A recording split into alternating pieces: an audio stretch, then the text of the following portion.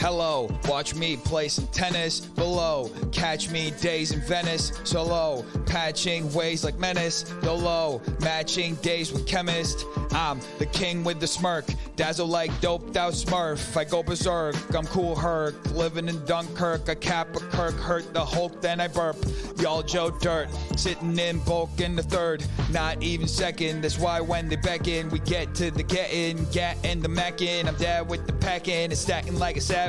Yeah, I'm fresher than the cabbage. Pressure on my haters' palate. Yeah, I live in a palace in Palisades. Yeah, I got into Paris, no hearing aids. Maybe that's why I got my mind phased.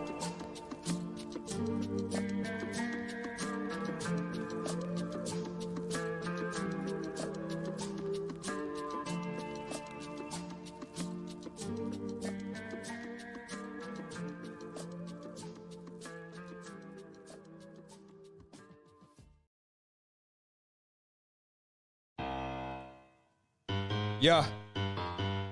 Yo. Yeah.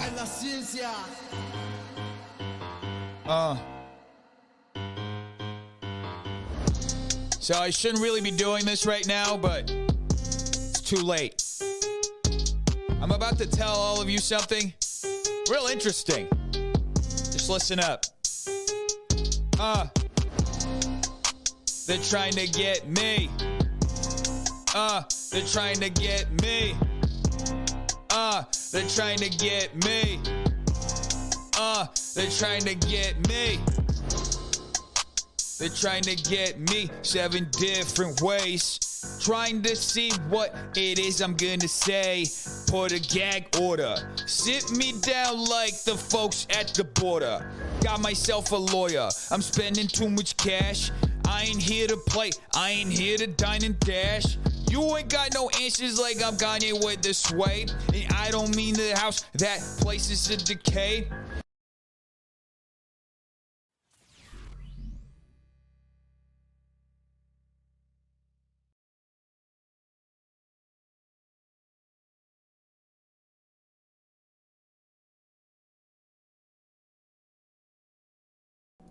Thank you, Google Drive, for stopping the music for no reason.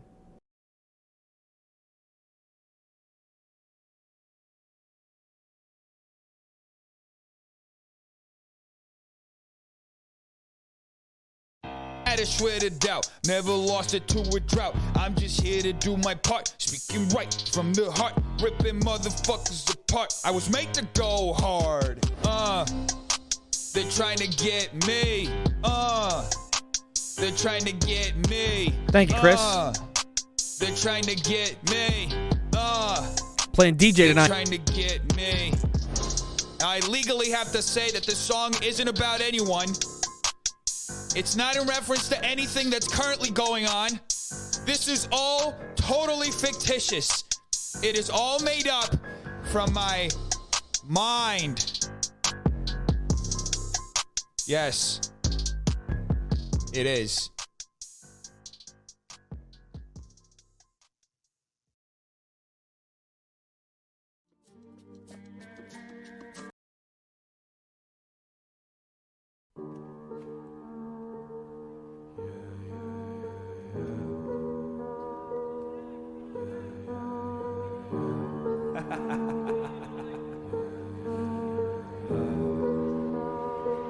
Let's see if I can stretch some things straight tonight. Bitchin' out a star, looking corny in your muscle car. Got a muscle shirt on, but you're looking like a double lord. Faking the muscles by a dirty yard. Better put a muzzle, you keep blowing hard. Lying in your hustle, but a corny art. Pull the hammer on a scammer, Alec Baldwin. Bitch, you killed the vibe, everybody's lolling. Trying really hard, but you're never rolling. Now you're 45 and you're always crawling. Better take a dive, cause I'm always all in. Ready for the night, cause I'm always on it. Always on it, always on it, always on it.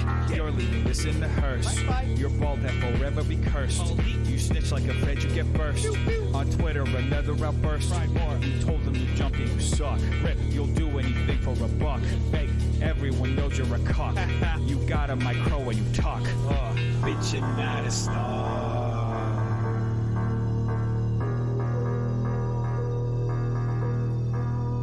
Bitch, you're not a star.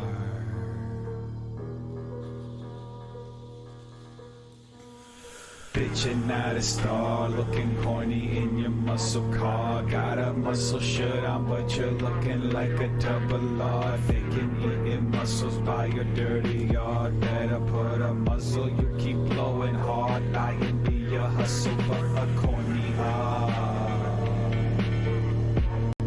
Bitch, you're not a star. Fuck out of here, try hard.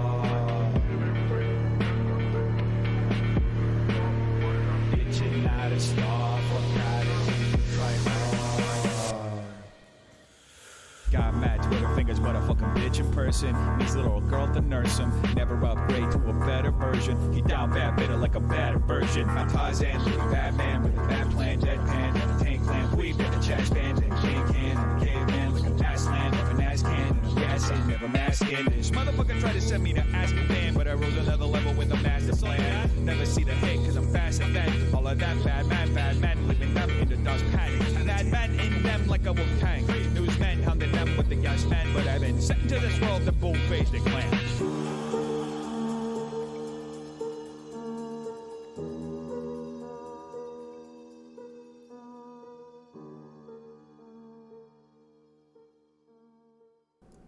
Shout out to Deaf Noodles for the sick intro tonight, guys. As you can see, I actually put my camera... the chat is in the wrong spot. Alright, I'll have to set it up another time.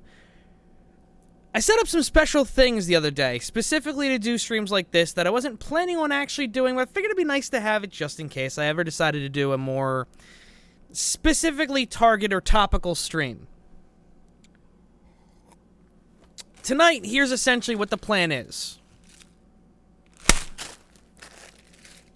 Shatter it all. Okay? Yeah, I might be learning a little too much from Salvo. Anyway,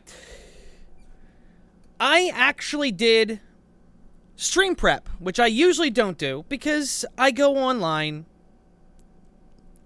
As much as Deaf Noodles wants to pretend he wants to, I actually do go online to goof on things.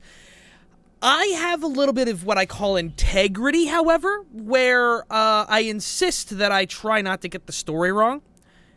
And there's been a million videos from the community, myself, Nick Diorio, Kavos, and many others, highlighting what's wrong with Deaf Noodle's idea of comedy. So tonight, what we're going to do, we're going to start at the beginning and very quickly, briefly go through some things we need to establish before we get to the current day lore. All right? Let's see. Who we got in chat? We got Huggy Bear, Kristen Ark, and Mortal Wake. Thank you. Thank you. I'm hoping to get an actual like stream intro because I like the way this works so far. So here we go. Oh, now Teddy's here. So the first thing I want to start with is according to Deaf Noodles, okay, in a Twitter space he did yesterday, this that I'm showing on screen right here, this tweet from him that he tweeted on the 30th, is a podcast that was done before any drama with anybody started. For anyone interested, I speak about my work long before any of this BS and the satirical parody and parody aspects of it on this comedy podcast, one of the best comedy podcasts in the country. I don't know where he's getting the information that it's one of the best in the country. I've only heard of it because of Deaf Noodles, and I literally listen to podcasts, comedy podcasts, all day at work. Never heard of this one, and every one I've listened to because of this podcast was like a analyzing podcasts, an analyzing comedy kind of podcast. And if you listen to this entire podcast, you won't really hear hardly any jokes, which is interesting for a comedy podcast where they don't make jokes. Right? Interesting. Anyway, he claims it's from 2019. This is from March 2021, 2 years after he claims it was. Now, this is important because he claims he laid out everything in this podcast that he never really shouted out in 2019 when it supposedly happened, before all the drama where he explains everything.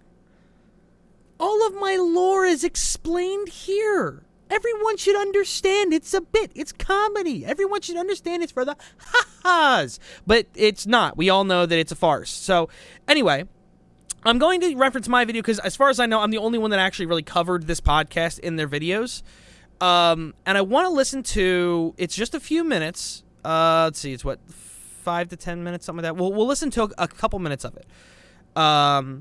Because it actually defeats some of his arguments later down the road that he claims this podcast establishes clearly and fixes a lot of the problems we have with him.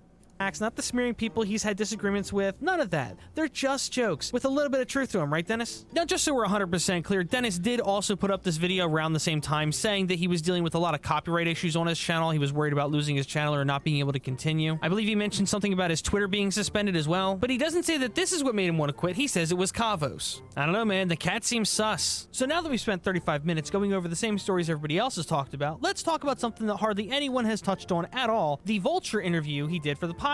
Good one. The podcast starts off with a very interesting intro from the host of the show. To simplify things, I'm going to paraphrase what the host said, basically describing himself as a normie that's not into the YouTube community and all that. He doesn't understand that community and that culture. See, Def Noodles is a character, supposedly, in the style of the Colbert Report era Stephen Colbert. But my experience diving down the rabbit hole of his work, the backlash to it is the weirdest thing I've ever consumed. It reminds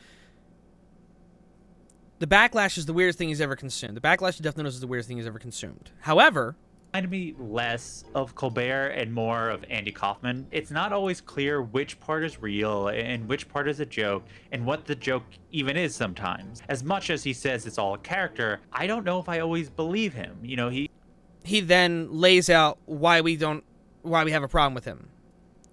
So the host doesn't seem to be very smart. To begin with. He clearly gets something out of reporting in his way about this world. Even after talking to Dennis, my producers and I were unsure which parts were real and which weren't. He doesn't understand the backlash to Dennis, while also saying that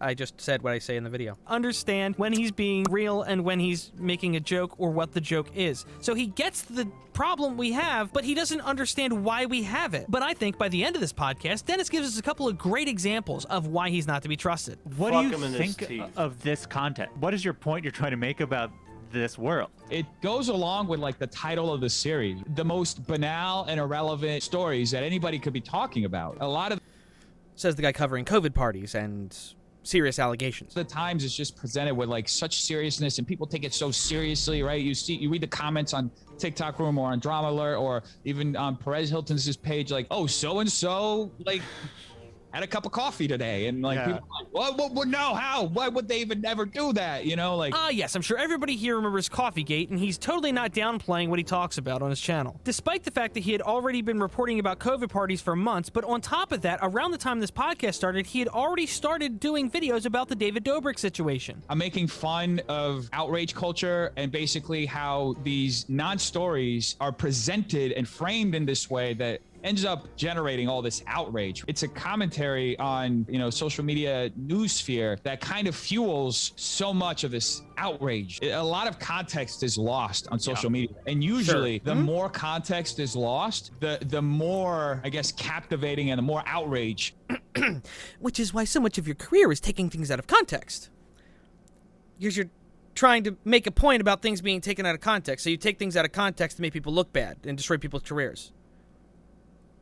Okay. Something generates. It's so easy to just flatten something to the most basest thing and just appeal to emotion, right? And completely remove all the humanity from it. A lot of commentators like to throw around the word hypocrite like it's some kind of cure-all argument, the magic argument that makes every one of their enemies go away. But nuance matters when it comes to hypocrisy, and I think it's relevant here. In almost every situation I've talked about in this video, Dennis removed the nuance from the situation, flattening it down to its most surface level, and then used a buzzword to appeal to human emotion. Now, I'm sure presented with this information, Dennis would say, well, it was my satire. I was satirizing the community by doing that to them. That's the whole point of it. But at the same time, when he was out of character talking to Augie on his live stream, he still defended the action. So Dennis, who has a rather large platform he's used dishonestly to spread misinformation about and slander fellow creators, is also trying to use his platform to teach people about those exact things. Watch him dox somebody next and then claim, well, I did it to teach everybody a lesson about how doxing is bad. What's going to happen once you level the playing field for all opinions? Everybody should have the right to have an opinion, but what if somebody has tens of millions of followers, but they have the worst opinions? The concept your show is supposedly built around.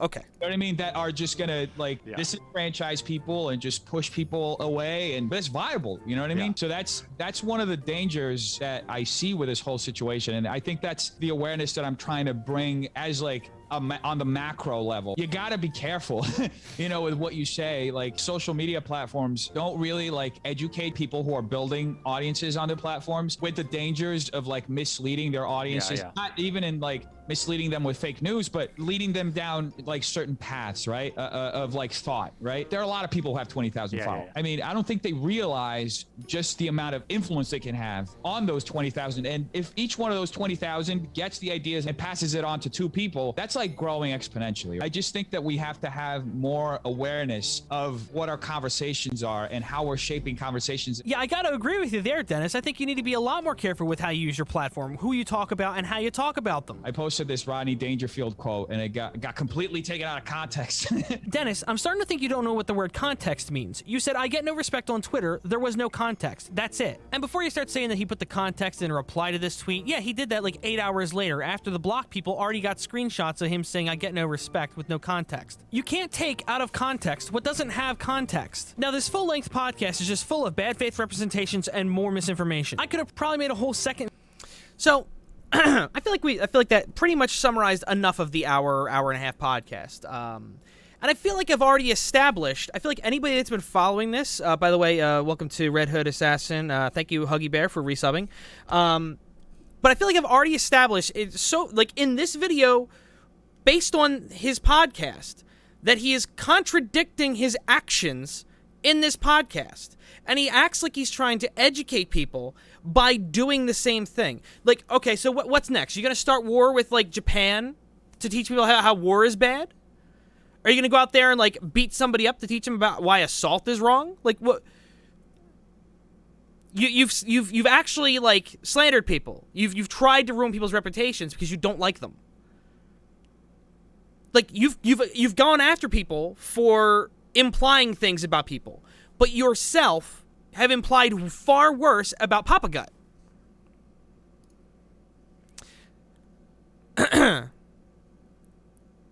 Def Noodles was banned from Twitter in July 2021. Okay? Now, we didn't really know. It was speculated as to why. But it was because he was tweeting about a sexual assault allegation. Which is a little bit funny, given, like, the whole thing is, like, every single time, it's about him blowing something up into some big thing, but it's not hyperbole. He's dead serious about it. Now, let me see, where was I at here? He got banned from Twitter and couldn't spam people's Twitter feeds with weird attempts at owning people and things like that. He was blocking everybody like crazy back then, trying to avoid any conversation as much as possible. Just trying to isolate himself from other people. Now he's trying to use other people to grow his audience in the exact opposite direction. He's trying to get the haters to grow an audience for him, basically by, like, forcing contrarianship or whatever. Now, he got his Twitter back recently. Okay, but at the time, because he lost his Twitter and his whole presence was between putting up a video or two a day where he was covering this wide variety of stories. Some of them were lighthearted and he could goof on them easily. Other ones were ones that he supposedly cares deeply about, things like COVID parties and sexual assault. Well, he was tweeting about them like crazy, just like everything else he talks about. The same way, with the same cadence and the same coverage. There's been a couple times where he'll, like, change a little bit of his tone will change, but he carries on the same type of jokes and all that. But on Twitter especially, the place that most people had most of the problem with him, he continued to double and triple down until he got banned. And unfortunately for him, that's when his relevance started to drop. Because all of a sudden, now he's not on Twitter, constantly engaging, constantly pushing the information, constantly pushing a narrative, and his channel wasn't enough to sustain it. So it slowly kind of crawled along. There was a lot of drop-off, a lot of increase as well, depending on the time you're looking at. As you can see here, from the point of time that we were going back and forth with him, right around then, it started in, like, December, November, and it slowly was going down. And then right here, he got a spike in August of 2021. I'm not sure what happened in August of 2021. I believe that's when there was something he covered. There was like one thing he covered or something that kind of recovered him a decent number of subscribers, or he collabed with somebody or something. But then immediately started dropping again, right? He also deleted some videos, and I don't remember why that was. I don't remember if anybody ever talked about that, because that was 2020. Oh, you think it was the Keem spat? It's also very possible. It's very, very possible that it was the Keem spat. Now, speaking of Keem, for the next year after his ban, he constantly accused Keem of going behind the scenes to Twitter contacts to get him banned from Twitter. Podcasts where he was obsessing over Keem. There was a podcast where he actually talking to his therapist about how bad Keem is, and supposedly the therapist, and this makes zero sense to me, supposedly this professional therapist, something along the lines, according to Def Noodles, of, he sounds like a sociopath.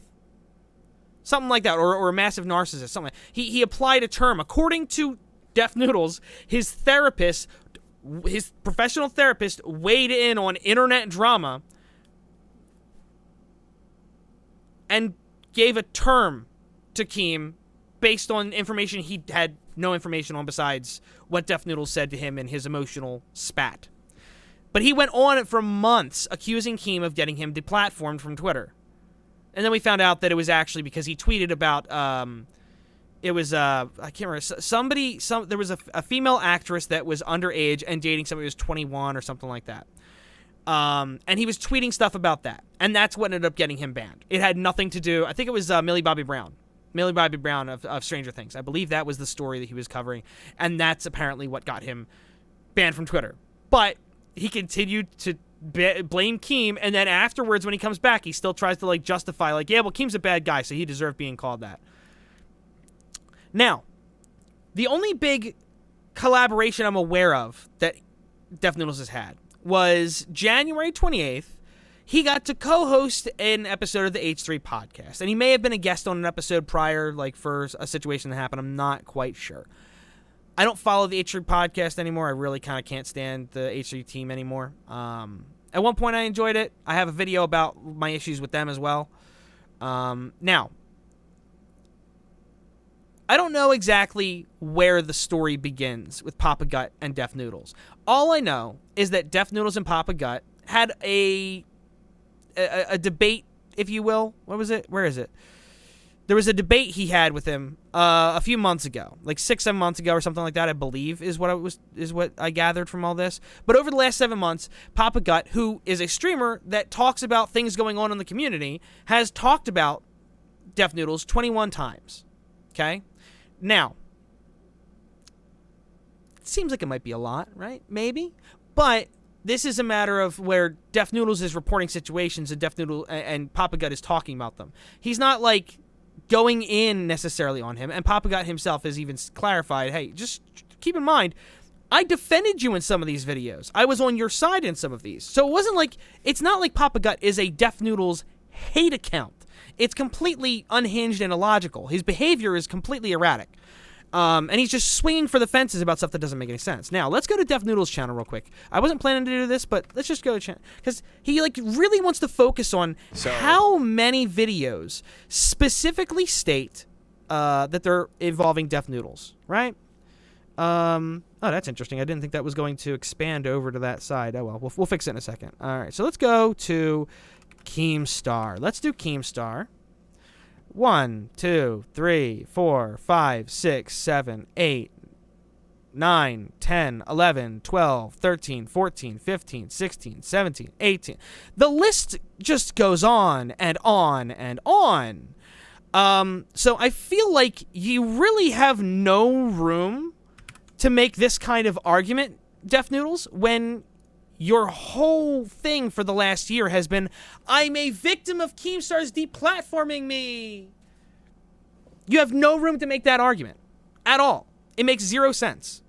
Okay? Now, Papa Gut put up a video the other day after a couple of back and forths that they've had, right? Let's let's see. I believe I have the tweets here. Ah, yes. This one is screen grabbed. Somebody grabbed. Actual photo of Papa Gut's car. Well, that seems like it's in bad taste. That's a pedophile joke. Okay, it's kind of funny, but all right, whatever. I think these are out of order, unfortunately. Here we go. So, there was a tweet where somebody made a reference to Papa Gut making a joke about having sex with someone who was underage. Now, Papa Gut replied and clarified that what he was doing was satirizing somebody else, an alleged predator he was making fun of. He was calling them a predator, a pedo, by making a joke. Was it inappropriate? Debatable, okay? The joke was something about, where is it? Do I have the screenshot where he explains it?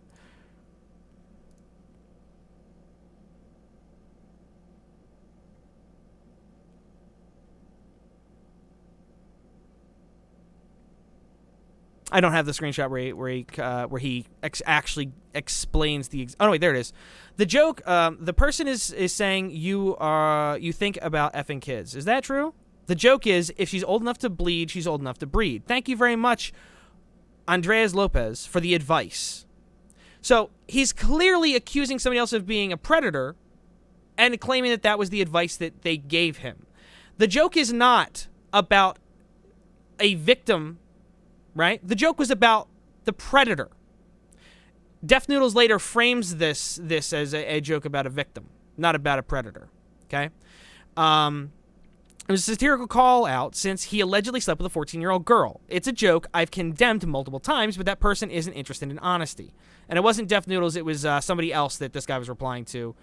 Then Def Noodles, quote tweeted it, said, this guy got famous on TikTok for quote-unquote joking. The joking being in quotes there obviously implies that he doesn't believe the guy's joking. He believes it's serious about screwing 14-year-old girls, then gets offended if someone jokes about him. But he was right. I shouldn't have said that. I should have instead said he makes himself so small in his videos to hide the fact that he looks like a pedophile. So the guy is just on multiple levels trying to imply that he's a pedo. Now notice down here, he tagged the FBI. Then, in a reply to that tweet, directly at them, in addition to tagging them. So, he didn't just tag them, didn't just at them, he did it twice. In the same thread. I don't have a date on this, a time stamp on this one, unfortunately. I don't know if he came back the next day because it didn't have enough interactions and did this on top. Put this MF on a watch list because he looks mad suspicious. Now, I planned at this point to not talk about him anymore, if I remember correctly. This is basically when I said I'm done. I'm not talking about Def Noodles anymore because he's completely dishonest, and I'm not talking about it anymore. Now, he's continued to make it sound like, oh, it's a joke, it's okay, it's a joke. But by that logic that it's okay to just accuse somebody or try and smear somebody's reputation online as a predator based on supposedly the way they look. That's the joke, right? Although he's multiple times tried to recontextualize all this to make it justified. He doesn't believe he's a pedophile, but here's the reason I can make that joke and you might believe it. You're trying to create this plausible deniability. That's all it is. Now, thank you, Def Noodles, for quote tweeting my full and honest explanation as to the joke I've condemned multiple times that was meant to call out an alleged predator. It's additionally interesting that we talked about this in a live conversation. You already understand the full context, or you should if you were actually listening.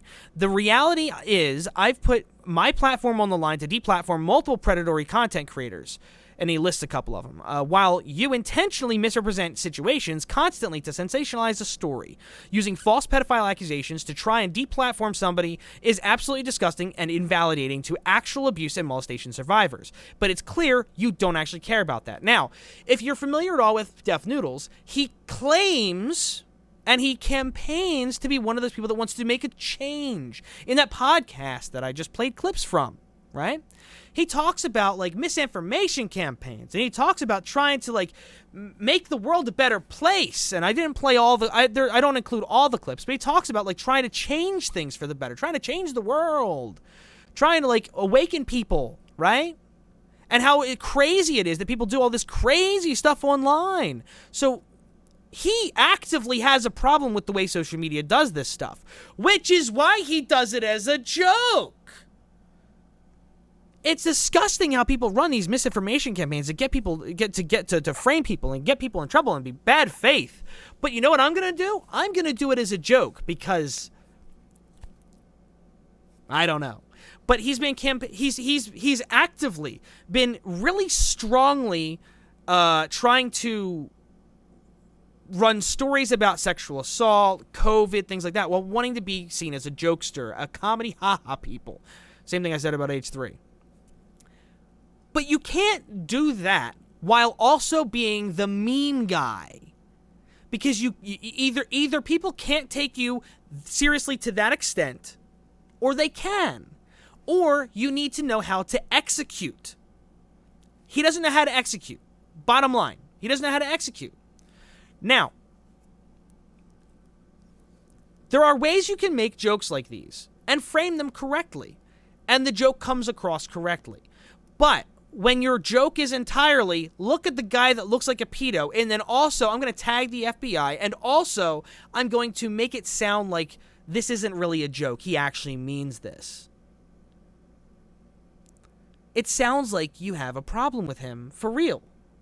Now, according to him, he's a jokester. He's playing around. No one can take this seriously. Well, he also joined the live stream.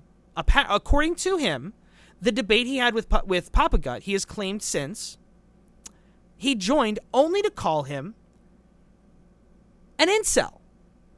Married man Papa Gut is an incel. And then he repeatedly justified this by trying to argue with people, oh yeah, but married people statistically have less sex than unmarried people.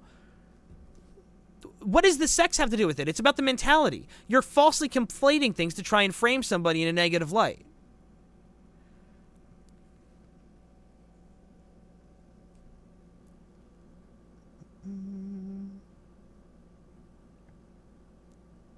Yeah, he doubled down on it. It's crazy.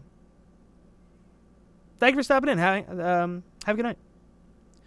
Where is everybody stealing straight up calling Papa Gut? Yeah, no, we're gonna get to clips of the. I have a couple timestamps from the Twitter Spaces, and yeah, I have a couple. There's also something new that came out today that we're gonna talk about that no one else has really talked about yet, and I don't think Tipster's gonna go live and he's gonna talk about some of this stuff, but I don't think he's even seen this yet. It's possible he might have seen a clip. I'm not sure, but we're gonna check out a lot.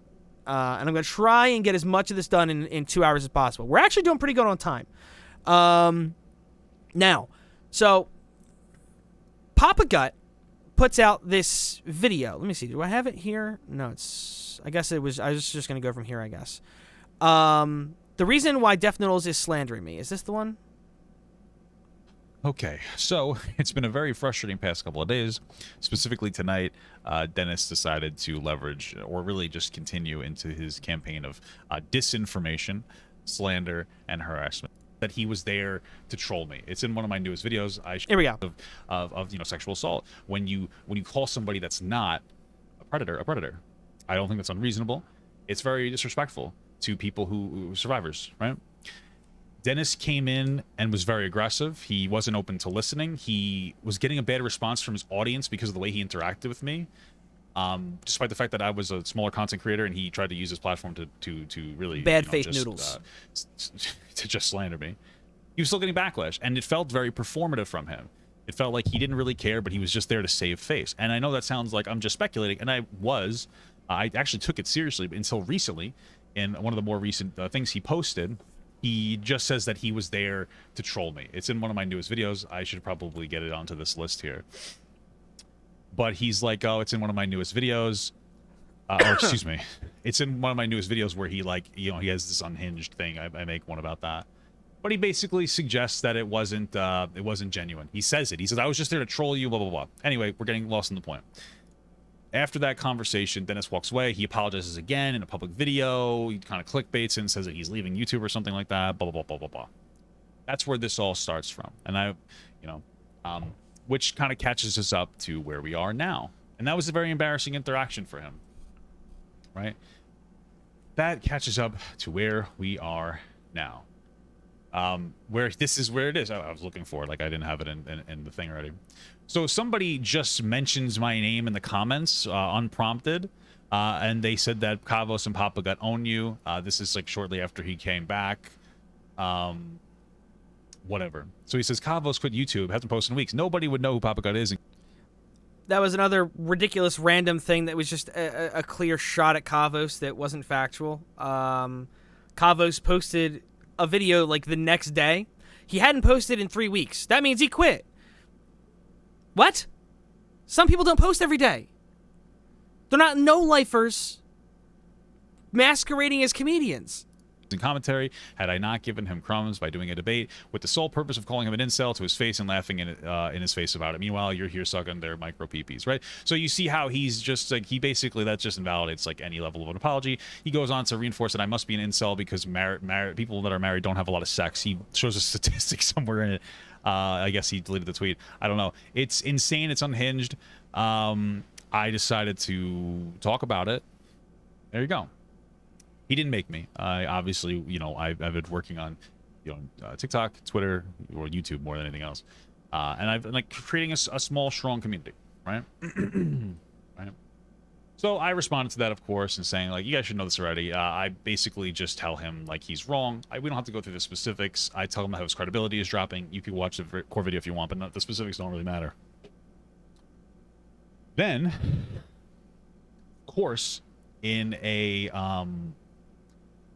comment, somebody's like, well, Papa Gut made a really gross joke when he was on TikTok. 100% true. It's one of the reasons why I was deplatformed, though it wasn't like immediate. It took like months after I'd said it. It was part of the reason why people started to look at me, because I would generated a very strong, commentary community. I mean, I'm not gonna lie.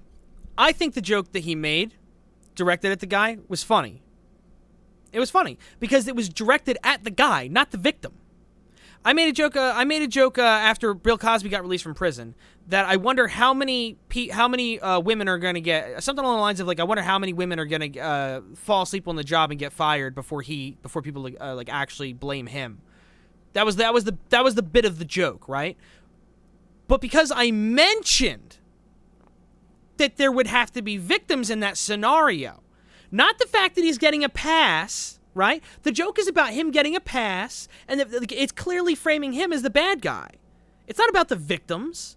It's about him and painting him as the bad guy. But whatever's convenient for Deaf Noodles to paint them as the bad guy. That's what that joke did. Now, other people clearly were sensitive to that, and they weren't happy about it.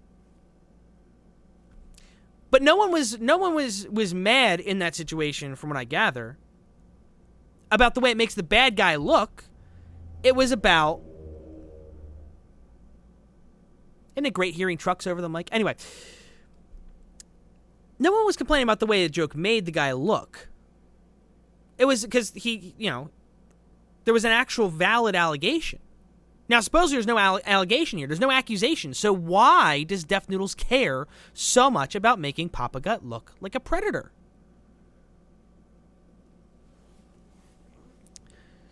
So, all right, let me get back to here because I didn't realize that one was in there. So, I stand by this. I care less about rape and pedo jokes than I do about false allegations about either. I try not to make jokes about them for the most part, and I can't remember any, to be honest. And that I mean, there are. I meant some in the context, right? In the context of like framing somebody undeserving of something wrong. Okay. I could care less if you make an Epstein joke about him being a predator. It's proven. You call EDP a pedo, I'm not going to care because he's admitted it on camera. But if you call somebody that hasn't done anything wrong and actually campaigns against that stuff, actually works against it, fights against it, then I'm going to have a problem because you're being dishonest. Okay? Especially if you stand by it and double down, triple down, and justify it rather than just make the joke and move on. If it was a one-time joke or whatever, okay, whatever, who cares? But if you justify it, try and rationalize it, and continue to make the joke, all of a sudden you lose a lot of that "I'm just kidding" faith. Weaponizing the topic is the problem I have. A joke can be not for you because it's traumatizing. That's fine. I get it. It's over your line. But the idea of using such serious topics, pun not intended because I said touchy topics, for the sole purpose of damaging or hurting somebody, especially if you consider yourself a moral or ethical superior like Def Noodles acts like he does, then it's a bigger problem. So, for full context, and then I linked the video, why Def Noodles is a bad person. Now, this isn't the one I'm showing you. I just showed. In that video, he cries and he talks about when his wife was assaulted and all these other different things. He goes into the fact that it was the first video in response to the pedo stuff from Def Noodles. Okay, now in that video, I just want to really quick contextualize it, because I don't want to spend the whole time watching. It's like a 5-10 minute video, but it's a lot for a little bit of information. Long story short, he's helped in deplatforming multiple predators before on platforms. I believe both of them were on TikTok, from what he said earlier, and he's been involved in discussion about this kind of stuff since then. In addition, he has serious traumatic stuff in his own personal life with someone very close to him, which I don't know when it was made public, but at some point it was made public, maybe in that video and I didn't catch it, I don't know. But his wife was brutally assaulted, apparently. I don't know the details. I don't know where he's gone into that. I've heard a couple people say different things. I don't know where they got the information from. I don't want to really look into that. It's their personal thing. They don't need people diving into it that deep. But apparently that's what happened, right? Now, if somebody in your life is so brutally assaulted, and when they come to you and talk to you about it, and you actually care about this stuff, it's going to matter to you. Def Noodles supposedly cares about this stuff. This stuff is supposedly important to Def Noodles. But what happens when he sees a grown man brought to tears thinking about how his wife was assaulted? He makes jokes about it. Takes the clip of him crying and makes jokes about it. The man's talking about how his wife was brutally assaulted, and he thinks it's funny as some kind of own. Yeah, well, you're crying online. Haha, your wife was sexually assaulted? Wow, what a loser. Hey, guess what? You're crying online. What happened to that moral and ethical superior that he was? Right? So he also tried to own Cat 10 Barge for making false implications about people. Which, in this Twitter space, we're probably not going to listen to that part because it's kind of, I feel like it's kind of unnecessary. There's a couple of interesting things that happen there, but not really worth listening to. It's like 6 hours of stuff. We're not going to go into all that. But she contextualized this a little bit and explained, like, yeah, this is you're framing this all wrong. You're framing this all wrong. And he kind of had to admit to, like, yeah, you're kind of right, but can you agree with me that the media does this? Yes, Def Noodles. We all know that the media frames things dishonestly. Kind of like you. Kind of like you.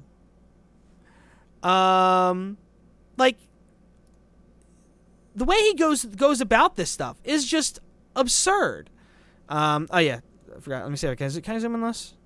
No, I can't zoom in on. All right. It doesn't want to zoom in. Nick said, "Cat, listen. This is an extremely base take. However, I quite like him like this. He should stay logged on. Bigger crater where his success used to be." What was it? I can't read BWC. It says, "Man used to get tweets in the tens of thousands of likes, and now he can't even break 100." True. I never watched their debate before, but this is something from their debate. I think that weaponizing sexual assault, weaponizing pedophilia, weaponizing any form of abuse is extremely fucked up. I think that weaponizing... Huh! Well, that's interesting, Def Noodles. Isn't that funny? Isn't that funny that Def Noodles thinks it's really, really messed up to weaponize, weaponize abuse of any kind, right? But it's perfectly fine to make a man married to an assault victim look like a pedophile. That's perfectly fine. That's okay. That's not a conflict at all. That's not a problem whatsoever. Def Noodles' final joke trying to go Kaufman, making himself look as bad as possible so he can go, I got you. I faked the whole thing. Me, tells them a joke. Them, cries. He boiled down, falsely painting, I'm not even going to say accusing, painting Papa Gut as a pedophile to his audience, and people believed that's what he was trying to do. In his audience, they believed this.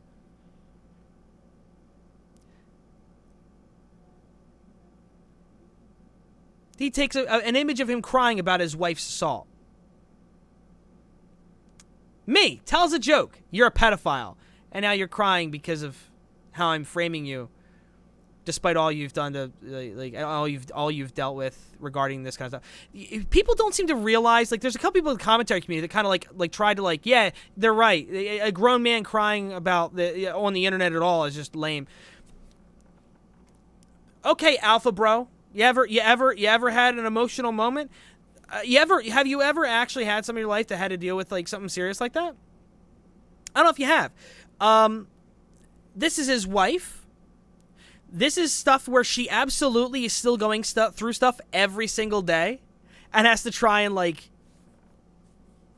deal with stuff through therapy and all that. There's only so much you can overcome this stuff. It still bothers you every day, especially if someone is going to bring up this kind of stuff about your husband, right? You don't think that's gonna bring anything up? Def Noodles is hasn't he talked about triggers and stuff like that before? He doesn't think at all that joking about how this guy is a sexual predator might trigger his wife. I guess that doesn't matter, right? But it's just a joke. I'm just kidding. It doesn't really matter what I said because I'm the one joking. You look like an idiot. You look like an idiot. So, now, I originally said days ago, I was done talking about Def Noodles on my timeline. But unless he does something unhinged again, totally likely to be fair, I'm done tweeting about Dennis. The fact that he has still, without warrant, been going at Papa Gut with pedo memes, claiming he's the definition of an incel when he's clearly not. Imagine being married and sitting next to your wife in bed at 2:20 in the morning on a Sunday and tweeting a reply to me 2 minutes after I tweet something. This MF is the definition of an incel, a married incel. That doesn't even make any sense. For all you know, they just got done bumping the uglies. He's up at 2 a.m. It's not possible at all that they just had sex. And now, again, he's boiling this down to incel means just you don't have enough sex. He's painting the man as an incel. When incel, just like in my video, I talked about how he likes to paint people as these things that have multiple implications. He's painting him as an incel. Incel nowadays is essentially becoming synonymous with the alt-right. You hate women, you're misogynist, you're a sexist, you hate you hate trans people, that kind of you're all of these horrific things if you're under the incel banner. And he's tried to put him under the incel banner. Then he also tried to put him under the pedo banner. But we're the ones wrong, right? Dennis, once again, is neither being funny or acting in good faith. Whatever point he wants to make, he's failed to make. This is bait I'm not going to play into anymore on Twitter because it's gross. Remember when he said every joke has truth in it? Well, Dennis, what's the truth? He said that in his interview with Augie before the Vulture interview. Well, then where's the truth, Dennis? Where's the truth in him being an incel? Just the fact that he doesn't have enough sex, in your opinion? Or is it now that, there's not always truth in every joke. It's what's funny to me at the time. Keep in mind that his whole problem with Augie and everybody else in the community was that they made jokes that were too edgy. And now he's grandstanding about why it's okay for him to falsely paint somebody as a pedophile. I say on Twitter because tomorrow is Monday Night Mayhem. This was yesterday. I say tomorrow because Monday Night Mayhem tonight. I might want to talk about it once on stream and post the VOD to YouTube, but still not planning on it. Not planning on giving any more of what little relevance I have left at this point. We already know he's a clown, nothing to prove. I don't feel like I had anything to prove. Now, still don't feel like I have anything to prove, but at this point, it's just too easy to own this dude on how stupid he is. This is something we're going to watch in a moment. Def Noodle's friend just said that he isn't going to bow to white tears when asked to justify Def Noodle's weaponizing Papa Gut crying about the minimizing of pedo discourse around him. This dude actually just made the argument that Dennis is calling Papa Gut a pedo is okay because he's white.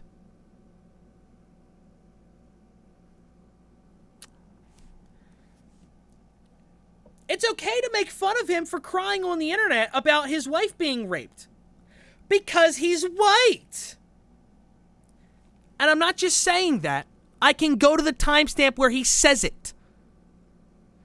This legitimately pissed me off. Because that is the most ridiculous justification for an unhinged comment like that I've ever heard. Where is it? 147. I went through and grabbed a couple timestamps before going live. There's a couple things that happen in here, so we're going to listen for a few minutes. It becomes bigger than the actual people, because what I'm seeing is like, it's not even about Papa Gut or Dennis. It's about who people align with, and like, if you're on this side or if you're on that side. Wrong. Him and Def Noodles both believe that everybody either loves Keem and hates Ethan or vice versa. No. There's a lot of people that dislike both of them strongly because both of them are scumbags. There's a lot of people that probably like both of them too, but they're quiet in all this because everybody hates everybody. And Papa Gut and Def Noodles are not even really at the center of it. You got thousands of people in each other's comments. I got like people who got Dennis's picture on my page, just bots, like 30 of them, just commenting on things. It's like, no one's coming after them. No one's going to say anything to them. No one's going to say, oh, why are you guys, talking shit, or why are you guys taking this out of context? No one's going to say, oh, why are you guys talking shit, or why are you guys taking this out of context? Why are you guys making these jokes about these guys on YouTube? They're yada, yada, yada. He's talking about what they're saying to him. I don't know why he said no one's going to say to them, why are you guys taking this out? He's talking about like what they're asking them. Like, why are you guys taking that out of context? Why are you guys making these jokes about these guys on YouTube? Why are you guys doing this? Why are you guys doing that, right? Keep in mind, he just complained that people are asking about why people are taking things, why people are asking why they're why are you guys taking things out of context? Why are you guys talking shit? Why are you guys doing this? It's like, yo, I don't care about none of that shit. But the moment that, Dennis... I don't care if people are taking things out of context. I don't care that people are being labeled as pedophiles. Just makes a joke and tags the FBI. I thought that was... You think the FBI is sitting around trying to validate people's tagging on Twitter? Like... Did it ever occur to you, my guy, Steven, that there's multiple channels for tip lines? Did it ever occur to you that maybe when you say something like that, it may actually trigger an investigation? Investigations start with a single report. I guess this guy's not aware of that. Now, here's the thing. When so many people aren't really aware that you're joking, right? Your own audience has conveyed to you, this is inappropriate, this is over the line, and they can't tell that you don't believe this, right? A massive account. I don't think he's verified anymore. I'm pretty sure Def Noodles is not verified on Twitter anymore, I believe, because he would have a check mark there most likely if he was still verified. Actually, we'll just double check real quick. Why not? We'll just double check real quick. Def Noodles. Not verified. Okay. I don't remember if he was verified before or not. I believe he was, but anyway. Now, here's what gets me, okay? they act like it's unrealistic that maybe somebody there's no way that the FBI are checking their DMs or their notifications or anything. They don't have a social media manager that checks these things for information. There's no way. Wrong. Wrong, wrong, wrong, wrong. Wrong, wrong, wrong, wrong. You're wrong. They have people that check their social media. They have people that use their social media. A social media manager. Now, how inappropriate would it be for the FBI to not take an allegation that they're given on any platform seriously? This is an insanely, ridiculously narrow-sighted, short-sighted argument from these guys. You think that they check social media DMs? Yes, because they have somebody that handles their social media. Do you think Comcast checks their social media? We only have internet where I live because I complained about the fact that they were toying with us on their customer service on social media. That's the only reason we were able to finally get through to somebody. Because massive companies, organizations, and even nonprofits have people handling their social media. You had a senator candidate for the senatorship, in here talking to you just based on the fact that you have followers. He had no clue what was going on. He didn't care what was going on. He just said, you have lots of numbers. I'm in here with you. Completely dumb. Completely brain dead. It's absolutely insane that this guy was in here. And it just... ridiculous. Anyway, the point being... The arguments don't make any sense. They don't stack up. You're not rationalizing anything properly here. You're trying to rationalize why you don't care and why you would go so far out of your way to make somebody look so bad. But you can't do it. The fact that the FBI has a Twitter is a joke in itself. They have too many things to do to care about Twitter. They don't have an agent that runs the Twitter. It's a social media manager. You really think they're over here like taking these? Like it was a joke. It was a clear joke. That's the only thing he can say. Is that it's a joke? It's a clear joke. It's a clear joke to who? He tagged them twice. Steven, my question to you is, Steven, can you tell me the joke about putting somebody's face on a T-shirt, saying "cry about it" when he was crying about the hurt he heard about with his victims? Yeah. And I think any grown adult, especially men, know that experience. Have someone related. I think any adult grown male knows somebody that has had that experience.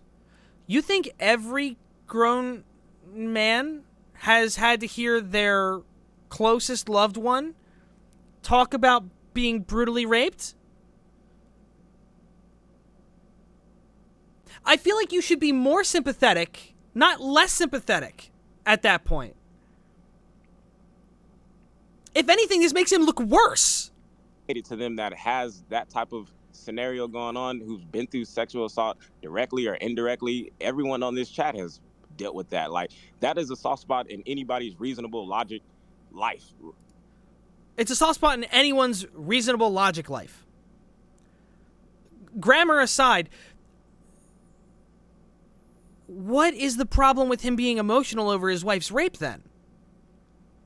What you just said makes it sound like it would be reasonable for him to have that moment. In mindset. Now, if you're an adult and you see how the media works, this dude is making channels, or he's making YouTube videos for his as his career. Anyone knows, like, I'm not bowing down to white tears. Okay. I'm not bowing down to white. He made his wife's rape and him being emotional about this about race.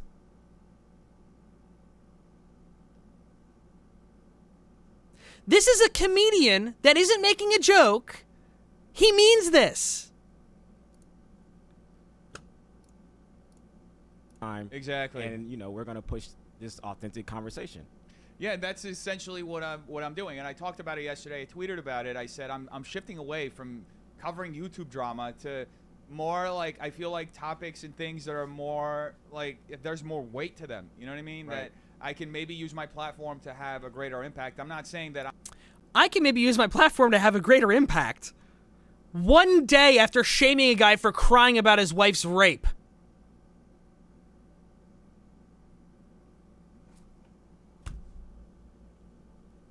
I'm the best at doing it, but I do it to the best of my ability that I'm trained to do. Right. You know, so, you know, it was interesting to have that conversation yesterday. It was a difficult conversation. It was like there were a lot of challenging moments. A lot of people were in there to get me, to get the W. And I even said, like... Was there? Like you mentioned, I even said, like, people are so obsessed with, like, getting the W or you got the L. Even the bots. Your entire thing, Def Noodles, is spinning semantics to get a W. Even the bots are trying to... Oh, you responded, I win. Bro. Yeah, That means that they're not a bot. If they're actually making statements like that, then they're not a bot because they're reacting to you. It's like, calm down, man. You know what it is? You know what it is in the end of the day? It's people who, like, desperately have nothing going on in their lives, first off, and they desperately want some kind of validation. Right. And You want to validate your arguments against Papa Gut, framing him as a pedophile that you didn't mean. But everyone else that's upset, including your audience, they're the ones that are stupid. They're the ones that are just not getting the joke. And there's, like, little things that you can do on the internet. Oh, this person who is on something. It's so easy to pick out the hypocrisy, contradictions, and total BS that he just throws out there that I can do it live. There's hardly anyone I can do this with live because it takes a lot of planning and putting things together. But this dude is so dumb. Him and his friends are so dumb that they will completely shift in a 24-hour period. And, like, people know of, they responded to me. Oh, yes, I got their attention. I got win. their attention. I know I seem like I'm seething, and to an extent I am about specifically the wife thing. That genuinely has me, like, livid. The fact that he claims that Papa Gut used his wife as a shield when Def Noodles is the one that started making the sexual predator allegations. He started, well, like I said earlier, I was going to say allegation. Framing. He framed him as a pedo. I win. They're supposed to just ignore me. Like, dude, the person can do whatever the fuck they want with their platform. It's their platform. They're going to do whatever the hell they want, you know? But that's the thing. You look at their platform and they're... Remember that Def Noodles has complained before about punching down. Def Noodles has a larger platform than Papa Gut. But he's arguing that he created Papa Gut, not that he's punching down by framing him as a pedophile. They're building their platform off of internet heckling. Yeah. Like, that's what they feed off of that. Yeah. Because you go to their platform and it's like they just made the profile yesterday. Yeah. They got 2 followers and they're following 5,000 people. Oh, yeah. And, or it's like a weird account. Remember when Johnny Mac was here and was, like, going through and he found an account? Folks, we were here, what was Thursday night? Like, one of Steven's co-hosts on his podcast pulled up an account because we were talking about, you know. Yeah, you know, like, people who check those accounts and they had the exact same bio, exact same. All right, we'll come back to that. I can't remember where the part was. Anyway, we'll get back to this part. Okay, you crying online, I'm thinking you signaling something completely different. If you're sad, wait. What does white tears have to do with him being upset with victims of sexual assault? How did that turn into that? Because he's a white man crying, and it probably has a different effect if it was a black man crying or a black. Huh. So if it was a black man crying about his wife's rape, it would be okay. But because it's Papa Gut, it's not okay. Cool. That makes sense. Steven, amen to that. Steven. And then, by the way, this is a black woman that's criticizing this. I can't remember who it is. According to the people that I think it's Sage Mama. Yeah, Sage Mama. That's where the lines are. They were talking. Sage Mama, as I understand it, is a black woman. So they were being critical of this, and the other people in the chat were saying amen, and they're co-signing what he just said. The white guy crying about his wife's rape, that's cringe. We can make fun of that. Black guy crying, black woman crying, no, that's inappropriate. And are you one of the co-hosts of his podcast? I think you sound familiar. I apologize. I'm newer to the podcast. Yeah, I'm on the podcast. I mean, yeah, I'm on there, and it sounds like you guys follow Papa Gut religiously as well, right? I follow both. Religiously. Even in this conversation, he's trying to frame it like there's no merit to what they're saying because they must be Def Noodles haters. I follow both Def Noodles and I follow Papa Gut, which just makes it more odd as to how they started. Because it's not possible that you can like two different people that create content on the internet. So I think you missed a lot of context too, Steven. But I say this with all due respect. I did miss a lot of context. I did. Like I said, I'm not on the internet. I've been getting dragged in a Papa Gut tweet for the past 6 days. I never heard about the guy. Right. So he has no idea what the context of the situation is. Now, believe it or not, in this podcast from today that was streamed today, he's aware of the context. Opinion hasn't changed. I think we're getting to the bottom of the problem is that we don't quote unquote know, and we quote unquote aren't doing our research. And I'm not trying to be disrespectful. That's irrelevant. That's very relevant to what we're talking about right now. It is relevant, it's not, because is anybody correcting Papa Gut? Correcting Papa Gut on what? You don't know about Papa Gut, so what is there to correct? Def Noodles hasn't raised a question with Papa Gut to be corrected. Yes. Yes, actually. Why y'all over here? I got people in my DMs mad. Is anyone correcting Papa Gut? They say yes, and he's like, well, then why are you over here? Go question him. Because they want to talk to Def Noodles about his situation right now. They may have already addressed Papa Gut. Why are you complaining? Because they're addressing a problem with another creator that they like. About Christian Walker, I'm like, go talk to Christian Walker. How do we platform the dominant narrative? How the hell do we platform the narrative that's already dominant? It's funny because Def Noodles has argued about like people being platformed and stuff before, as I understand it.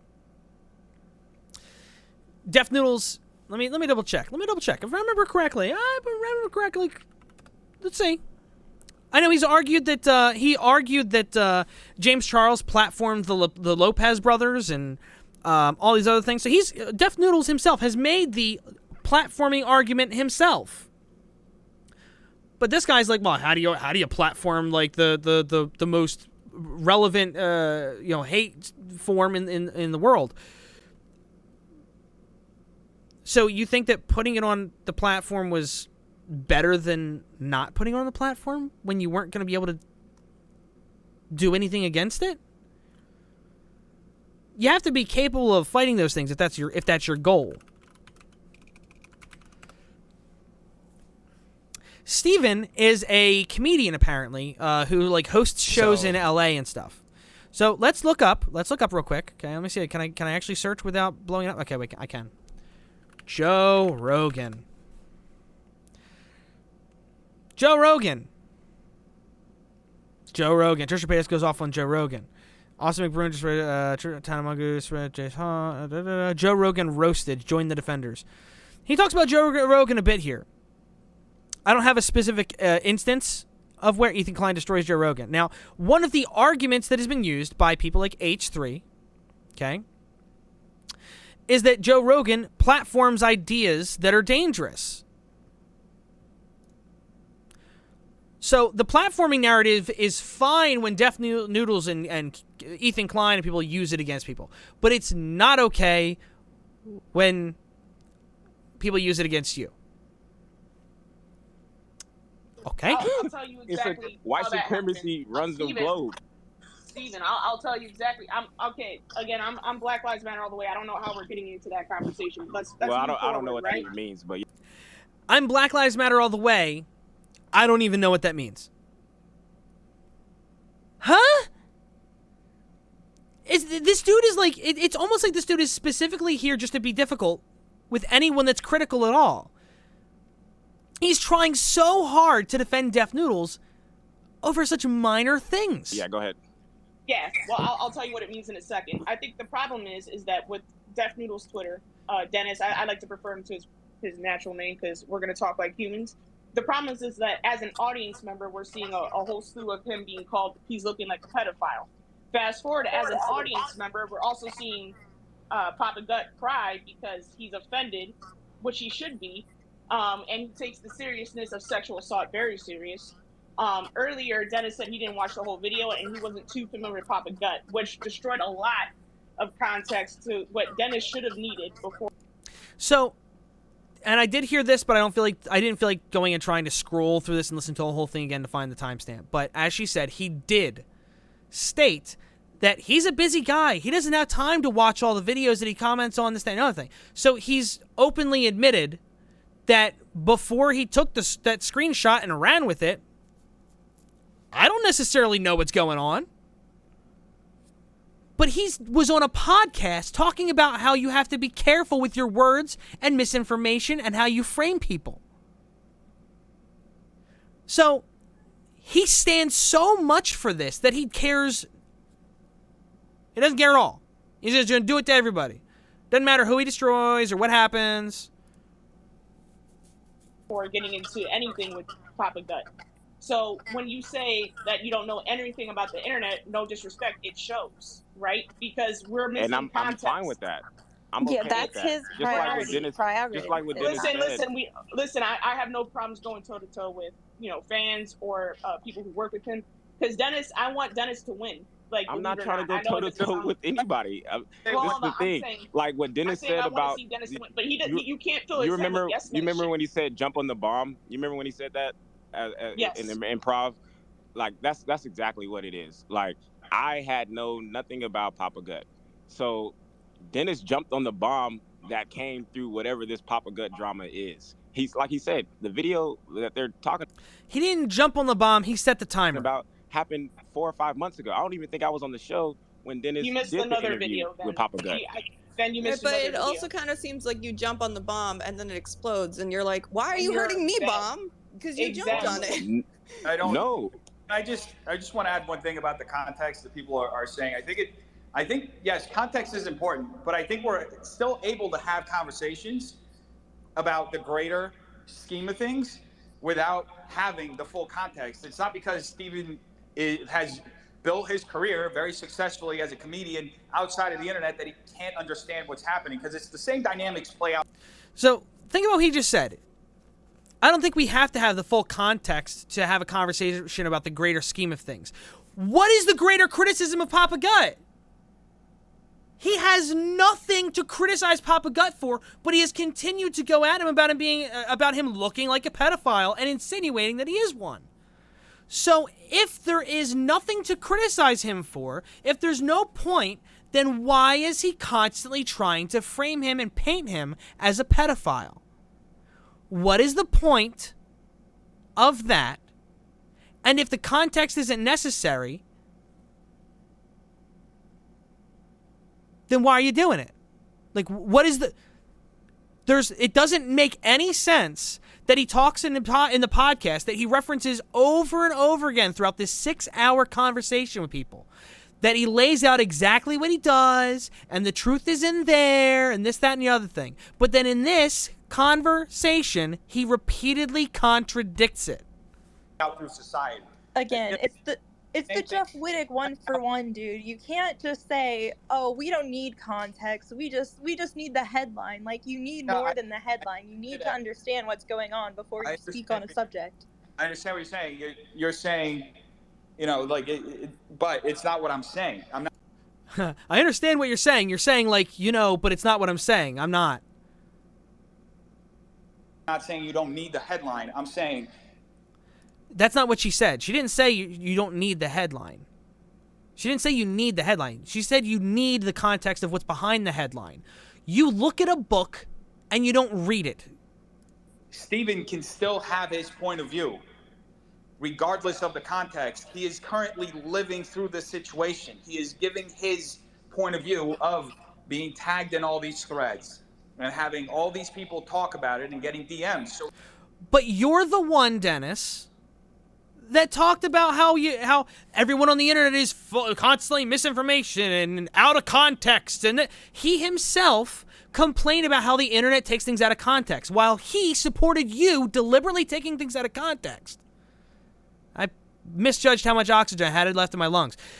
The point is, he himself is so unself-aware that 5 minutes earlier in this conversation, he was just talking about lack of context and how the internet takes things out of context, and you're the victim of being taken out of context, while he is defending taking out of context to make someone look bad for stuff that's not true. It's not an out of context meme. You raise the stakes. He's actively sharing his point of view of the situation based on what he's lived through so far. So we shouldn't be discounting what he's saying just because he hasn't been watching every single Papa Gut video that he didn't need to watch every single Papa Gut video. He needed to know what the context of why he was crying he's made about me. Because, folks, like I don't think we're not trying to say that. We're not. I don't think anyone's saying. Most people We're don't not trying to say that. have time to watch. They're even every saying single that's not what video. we're saying. You're still not getting it. Puts out a lot of videos. Like I try to watch my favorite creators. Like I get to watch them maybe once every 3 days, a video that they post that I like. I don't even get to watch my favorite creators because of the work that I have to do. Because I have to watch a whole bunch of other people as well. You know, so I feel like this conversation got with. So anyway, I think that was about the end of that part. All right. I don't think we're going to go too much more into that. I'm not sure if we're going to go into Nick's. We'll save Nick. We'll save Nick's part for later. All right. But I definitely want to. Get to this part before we get these few timestamps in here done before we at 11 o'clock my time. So in about 15 minutes, I want to be done with the actual conversation, like the actual video part of this, and then we'll open up the callers or something else, or just end it. Come on, play. And let me refresh it. And it went to the wrong thing.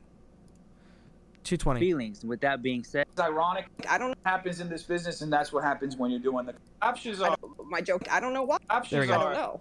I know what you're saying. I trust me. I ignore. Like I'm not trying to be like I'm not trying to come at you. I'm just trying to like speak to you as a person. You know that if you want to grow as an individual. You know. I cycle through those things on a consistent basis on how I react and how I respond to stuff. Everything I do it from a place of authenticity. And I don't know how to react any other way. Authenticity. And honestly, I try to improve myself consistently as much as I can, as much as a person humanly can.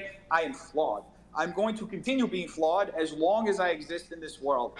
You know, so, and I'm never going to say that I'm perfect.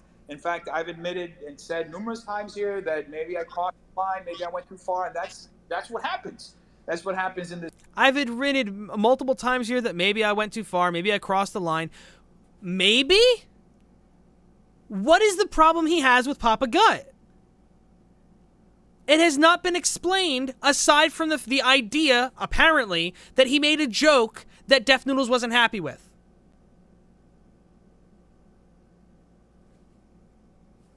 No one knows why Def Noodles really has gone after him this far. He seemingly stopped, kinda, and then all of a sudden, pedo meme, as soon as this thing came up. It was almost like he was waiting for an opportunity to own him somehow, and had nothing prior to that. This business, and that's what happens when you're doing the kind of work that I do. Now, that is not authentic. That's dishonest and manipulative. Authenticity. All I promise people is that I'm going to always be authentic and be myself and give them that in my own unique point of view. I think that, you know, being somebody who grew up outside the country, who has it's the Hassan argument. Completely different life experience from what it is like in America, to grow up in America. Like, I think that maybe a lot of like what I do, it just seems alien to most people, but to me it makes sense. Like I guess maybe it's because I'm not from America. Maybe like when I came over here when I was really, really young, and maybe that's why my sense of humor as an adult is like just doesn't jive with enough people. Maybe that's why. Maybe that's why. You know. Maybe it's because I'm not a full-blooded American citizen, or maybe it's because I'm not born here. Maybe it's because I'm part Brazilian. He's trying to make it that maybe it's because I'm not I'm not from here, that I don't quite really understand the severity of my words. Douchebag, you were on a podcast talking about the severity of people's words. You were talking about the weight of people's words. You were talking about how everybody online misframes people, it's misinformation campaigns, and is dishonest. And now you're using the fact that you're not 100% American or something to try and skate away from this. This is very much the same thing Hassan tried to do when he did the whole America deserves 9/11 meme, right? And then he went on his uncle's show and said, I don't know, chalk it up to being my second language. After giving this really well and eloquently spoken speech about all these complex issues, he said, I guess maybe it's just, because English is my second language. Dude, you were using, university textbook words. You weren't using, elementary school words. You were very well spoken. You clearly knew what you were indicating. You very clearly knew what you were saying. Def Noodles knows exactly what he was doing. It's spin. It's dishonest, and it's inauthentic. While saying he's being authentic, he's being inauthentic. The whole, I still can't believe that in the video where I went to interview Austin and he tried to, kidnap me, people didn't see the joke of me wearing such a ridiculous, obviously awful, disguise. It was meant to be the joke itself, of me trying to disguise myself by obviously. It doesn't, I still don't understand what he's trying to say there. He's trying to I wore a terrible disguise because being a bad disguise is funnier than being in a good disguise. No, we get the joke with that. We get it. You were in disguise. That's okay. That humor is from the 1940s. People have been doing that since the 1940s. We get it. Okay. Okay, all right. That's funny, You put on a fake mustache? Okay. Top hat and fake mustache? All right. No one's saying that's not a joke. No one argued with you whether or not that was funny or whatever. The way he leaps through these massive holes in conversation to try and get around the actual talking points is just absurd. Now, I think we will actually go into the into the Nick video because we've got 40 minutes more that I planned to keep open for this. There's only one more timestamp I want to go to, and this is just funny. This is actually just comedy. This is actual comedy, by the way. If you follow comedy at all, you're aware of different comedy buildings, the comedy companies. There's there's the Groundlings, which is an improv and sketch comedy troupe. You got things like the Improv, which is a chain of comedy stores. You got the Comedy Store itself. You got the Comedy Cellar in New York. Come on, play. Oh, you're a dick.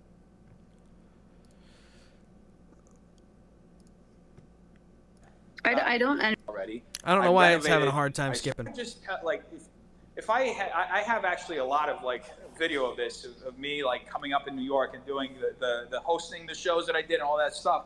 But if you could have seen what my training was to get to where I'm at, the years that I spent in basements, from basement to basement in New York, in in the East Village, going from the Greenwich Village Comedy Club to the Grizzly Pear, which is down the street from the Comedy Cellar, where I hosted shows at the Grizzly Pear. Then going to Brooklyn.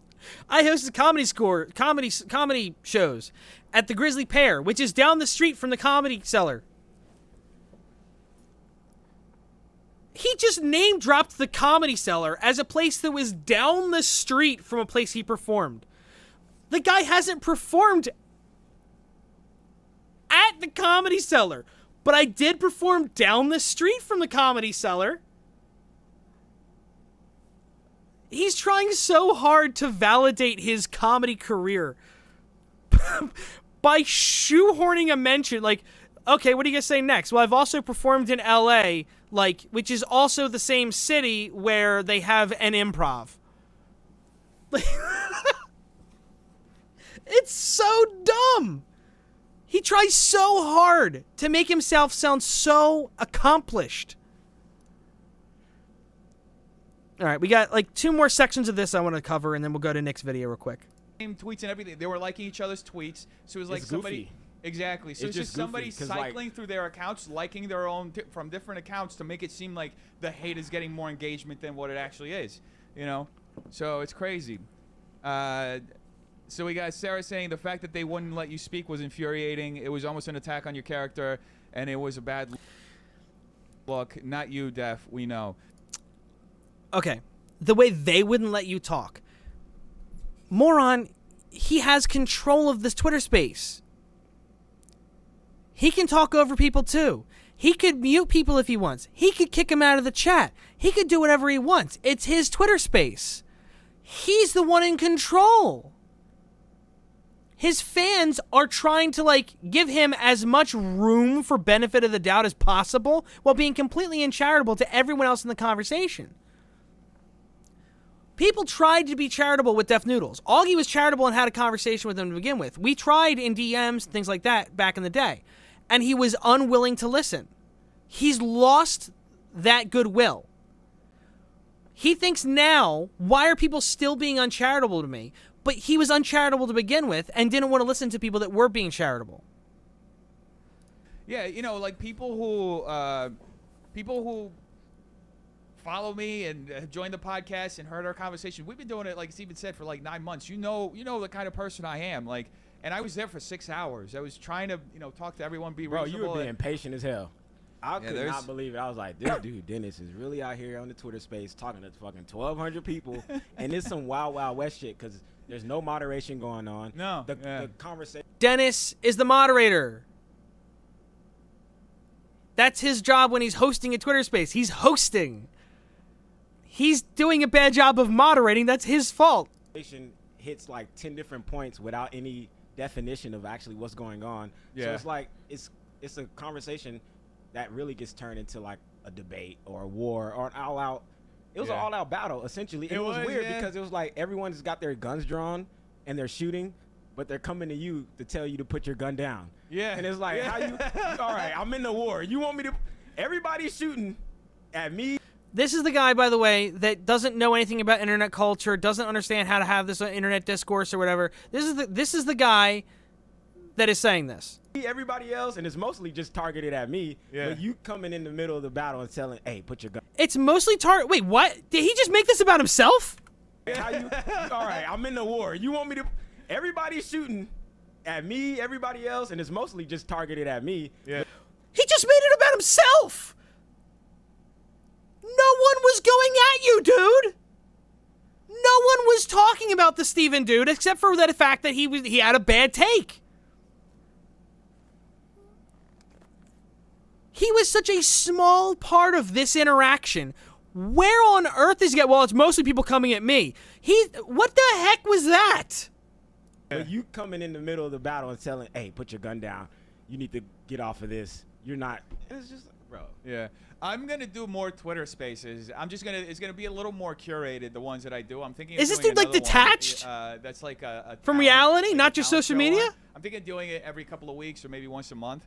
So don't worry. Somebody just said in the chat that they would love to. They said, "My guy, I've been waiting to say something to you, and I was super patient." So I'm gonna do more. Yeah, there was Twitter a lot Spaces. of people. I got a lot of DMs too. That are like, "Can you? I want to go up there and talk with Dennis. I want to say something and da da da." Yeah. I just couldn't get to it. The conversation got kind of taken the other way, so like it got taken. So I'm gonna do it eventually. I think more people will have the opportunity to do this. Also on Patreon on Wednesdays. I don't care. The first one that we do, and it's gonna be very exciting. We're gonna live stream it on Twitch. We're gonna live stream it on the YouTube. He's talking about his channel. roast This- battle he's this gonna channel do. specifically. This is where it's gonna house it.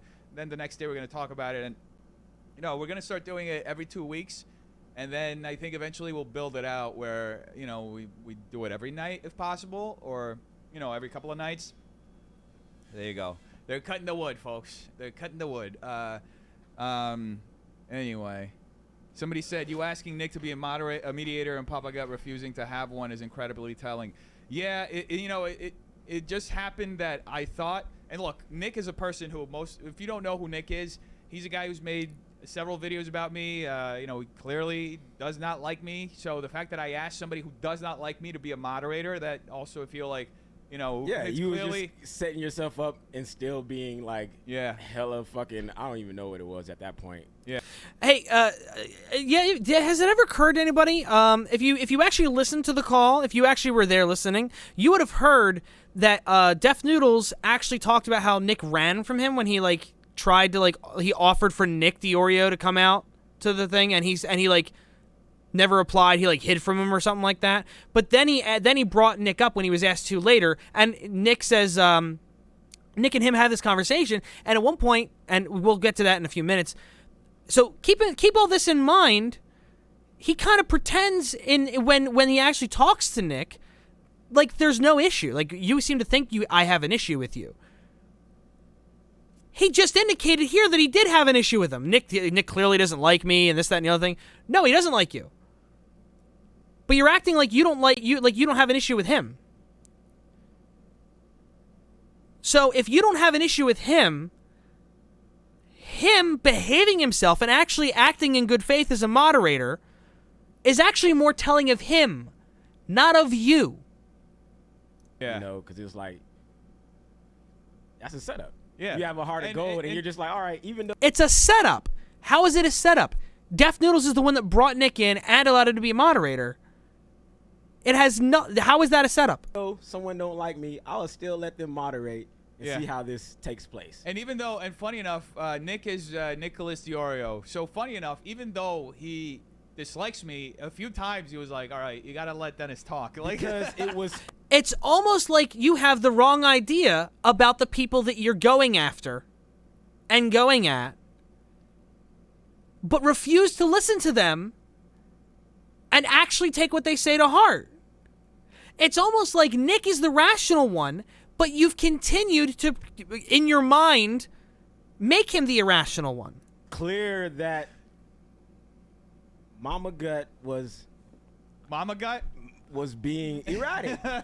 It was clear. It was clear he was being that erratic. He was being unhinged, and then he would take it back and be like, well... Here's what gets me, okay? What we're going to hear in a minute, if I remember the timestamp correctly, what we're going to hear in a minute is where they basically go over the fact that, oh yeah, his wife was raped, but he was being performative by crying on camera. Being unhinged and acting erratic doesn't indicate that he was actually not fully comprehending of how he was acting. It's almost like him being in this state of mind and behaving like this makes it more logical that you were wrong and it wasn't performative. In addition, all of a sudden now you're invalidating someone's experience with their partner who is a victim of brutal sexual assault. It was... I don't know, man. The frustrating thing was just like, what I feel is that he was weaponizing his tears online. Yeah, that's... You didn't weaponize an allegation. You didn't weaponize the framing of him as a pedophile, even if it wasn't an allegation. You didn't weaponize his looks to try and make him sound like he was some kind of pervert and discredit him to your audience by giving him a label. But he was trying to weaponize his wife's sexual assault story. It's not possible that it's something that actually bothers him, actually affects him. It's not possible that he actually is emotional and upset when someone brings up these topics to him in reference to him and weaponizes them against him. It's not possible at all, right? So that was a little bit. I mentioned it, and he like got really annoyed when I mentioned it. But the fact is, he couldn't find another way to respond to my joke other than to weaponize someone else. He cried at the end of like a 15-minute video where he went over all of the problems with everything. He found a lot of ways to respond. He got emotional at the end of an emotional rant where he was going over all of this information about what you're contextually missing and deliberately ignoring about him. You took him out of context to shame him after he had given the context. You ignored everything about what happened that caused him to be emotional.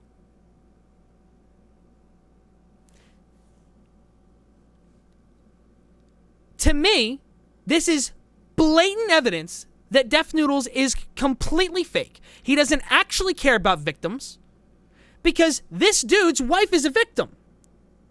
He feels deeply for his wife's situation. He had an emotional moment, but let's make fun of him for it. Let's make fun of him for being emotional on behalf of his wife's situation, being emotional for all the times that he's had to be there for his wife about things.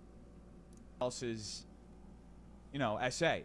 Right. So and it he got couldn't, like as a comic, as someone who talks on stage and fills out a room and knows actually what is going on by every moment, like increment of energetic shit that's going on. Yeah. Bro, I don't even know what he's trying to talk about here. I don't even know what he's trying to say. I can read a room. Yeah, but you can't read the internet room. You don't know how to read what's going on the internet. Neither does Def Noodles. You might be able to read the room of a bunch of drunk people in a club at 1 a.m., but you clearly don't know how to read the room with the people on the internet that are trying to have an actual discussion when you can't seem to separate when you're trying to joke around about things from when it's time to stop, relax, and chill. he got onto the Twitter space, and forgive me, I'm just gonna say it, but he was pulling emotionally for sympathy, because not only is he because he was emotional about the way he is being painted, framed, and treated by Def Noodles and his audience.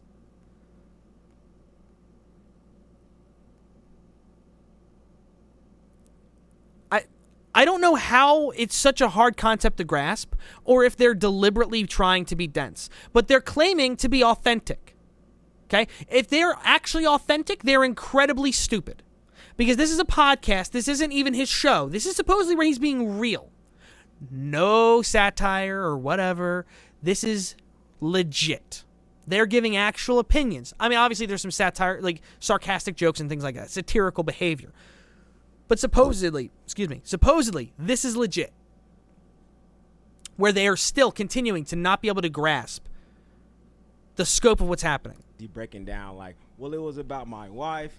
He's like, what do you know about the tears and the blood and the force and he's describing this shit in this visual way, and we didn't even fucking know. We specifically. We didn't know because I didn't think about it. I didn't actually pay attention, and I didn't actually look to see what the situation was before I shamed the guy. We didn't know. That's your fault. That's why it's a problem, and we brought it to you. This is why people like Def Noodles are not taken seriously. And then when he wonders why he's not taken seriously, he can't stand it. About the picture, dude, we saw it for half a second here. Yeah. We saw the clip half a second. We saw a funny still, and that's it. That's what we did, right? We saw a funny still. A guy crying about his wife's rape. That's a funny still. Haha. And it was the joke was never about the rape. The joke was about a grown man crying. That's it. Oh! So, it's a grown man crying. Grown men can't be emotional, and grown men can't open up about what's going on in their lives. It's almost like that's something his audience would usually determine to be a toxic masculinity mindset. I mean, personally, I would try not to cry on the internet. I think it's a smart move not to, because you're going to get shamed for things and things like that. But I think it's perfectly fine to open up about things and be honest with yourself. And if something is something you need to talk about and it's going to be emotional and you cry, oh well, it happens and you're going to have to deal with the consequences of it. However, the problem we have here is not that Leafy made fun of Papa Gut for crying. It's that Def Noodles and Moral Authority Squad are grandstanding about things while also shaming a rape victim's husband for crying while talking about her rape.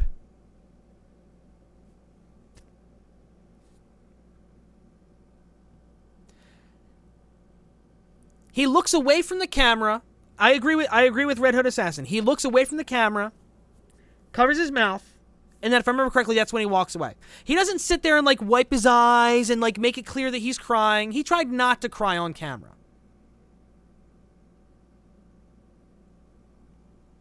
They didn't have the context, they didn't care about the context, and now they're even making fun of him still about the context. It's not about his wife's rape. You're making fun of the moment that he broke down in tears because of his wife's rape. This is a situation where, remember what Dennis said earlier and what we talked about earlier about Dennis's whole, if the joke's about the victim, it's a problem. Well, sorry, he actually, I guess I didn't play that part. He makes that argument in the call with Papa Gut, which I don't feel like listening to. It's a long, messy conversation, but he makes that argument in there like, you can't make the joke about the victim. Well, it wasn't about the victim. In this case, you made the joke about the person that was helping the victim, who was sympathetic to the victim. So, do you actually care about the victims? Are you actually the guy that's like, that you pretend to be, that you claim to be? Or are you like I've accused you of being since the beginning of all of this stuff? Are you just fake? Yeah. There's authentic. a Michael Jordan meme. There's a Michael Jordan meme. We're on the internet. We know the elements of the internet that I thought you don't know what the internet's like, guy. Is heinous as fuck. People crying is one of those things. Yeah. It's heinous when people cry. Isn't that just it's crazy? Care what you crying for? Yeah. You got tears. You're white online. You're drumming up some sympathy. And it's very tactical. Oh, can we hear that again? People crying is one of those things. Yeah. I don't care what you crying for. Yeah. You got tears. You're white online. You're white online. Why is it about race again? It's about his wife's sexual assault. You're drumming up some sympathy. This genuinely pisses me off because it's so dishonest. They're rationalizing their situation. They're rationalizing their standpoint and disregarding what normally their morals and ethics would be. It's very tactical to do it. So somebody's Very asking, tactical. Somebody's saying Assumed. Emily They're Chris said, assuming this. Men having emotions is a way to manipulate people. So there's a difference between having an emotion and then having it online performatively. Hey, you know what, Dennis? I seem to remember a video where you had an emotion. Def Noodles Kavos. Hey guys, today's video is going to be a little bit different. I'm just going to have a conversation with you guys because especially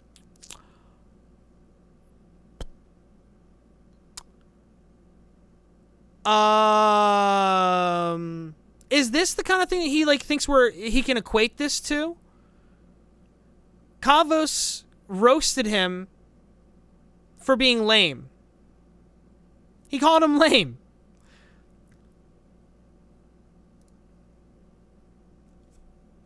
I don't know if that's what he's equating this to. I don't know what's going on. But he's like, I don't know where he's getting this weird. That was the word I was going to use. Inconsistent. They're both wildly inconsistent. Steven is only one consistent with his racism. I'm going to be careful. I'm not going to say that. I shouldn't have even read it, to be honest with you. I wouldn't have read that normally. But I wouldn't say necessarily racism. But the dude seems to have a problem with equating everything to race. I wouldn't say it's necessarily racism, but he seems to think that it plays a factor in every single little thing. Even when we're talking about Dennis going back and forth with this guy, right? However, this guy seems to be making this about him. Why on earth is it, well, he's white, when Def Noodles is white passing? Def Noodles doesn't talk about being Brazilian all that often. He's got like Brazilian genes or whatever. Like performatively, feelings change. Like feelings supposed to lead you to reason. Yep. Like feelings change from every 5 minutes. So for you to come on a Twitter space 4 days later and be like, my feelings, my bro. Yep. You mean 4 days of continuously posting pedo memes about him? And continuously harassing him, honestly, with jokes about him being a pedo and crying about his wife's sexual assault? It's completely dishonest. It's completely dishonest, and it's just more proof of what we already knew about Def Noodles and why we don't like him. Now you're piggybacking off of someone else's drama so that you can drum up sympathy for yourself. Dennis, So no, because I don't want to move past this point because this is like a He accused Papa Gut of piggybacking off of his wife's sexual assault. really, this is really something. Dennis, have you ever loved? Dennis, have you ever loved somebody before? Nicholas. Don't, Nicholas. You're. Yeah, man. Wait. Why did he reach to Nick? What was he looking for in moderation there? They weren't speaking over each other. What was he reaching to Nick for there? No, don't. This is like a really dishonest thing. No, Dennis, this is a really good question. Have you ever been in love before? Okay, look. So now we're gonna talk about Nick's conversation with him a little bit for the next 15 minutes, and then we'll hop into Discord or so something. Last night I was given the opportunity to chat with a YouTuber whom I've made a significant video on about a year ago, and I know you all read the title, so you know it's Def Noodles. In 2020, when we had drama, Def Noodles chose not to talk to me, but to go on John Swan's stream. In 2021, when we had our drama, and I made a video on him, before that, he had chose to debate Augie. So finally, Def Noodles took my call during a Twitter Space stream, and we were able to interact for the first time ever. Weird, right? Just to be clear, this is a second channel video, so I'm not going to give you the whole backstory of Def Noodles. Frankly, I have a 50-minute video on Let's, that. skip through over here a the little YouTuber and in some depth on We've already kind of gone through a lot of this. To be honest, okay, cool. I'm not a called out applying that Where is it? reply between like this whole post or whatever. Papa Gun. Oh, he's covering. Okay, let's just go to where the. Me.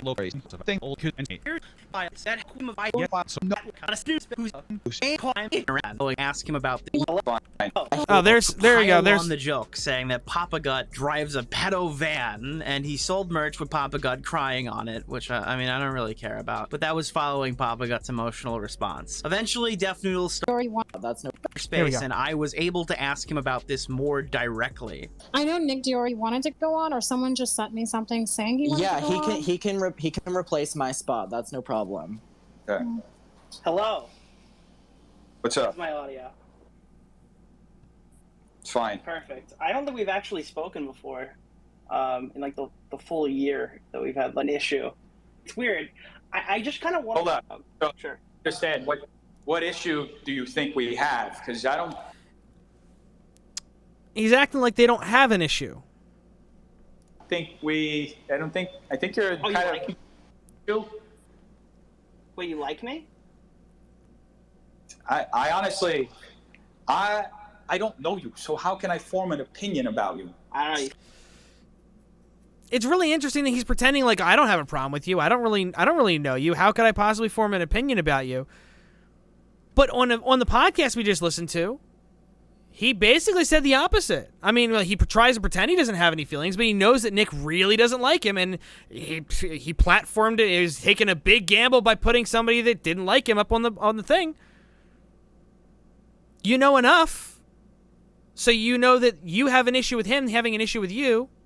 It's kind of weird. Pretty uptight about it a lot. So wait, listen. So how about you? I don't know. It's kind of weird. It's kind of weird. It's kind of weird. You think I have an issue with you, despite the fact that I've talked about you multiple times and subtweeted you and things like. Despite that, so I don't know. So what leads you to that conclusion? Probably like the 4 tweets about the Michelin Man that you didn't know it was like made out of tires, so you thought it was soft. When you meme stuff, you according to your interpretation. You think I'm actually embarrassed? He's like replying. He's replying to somebody about the whole Michelin Man meme.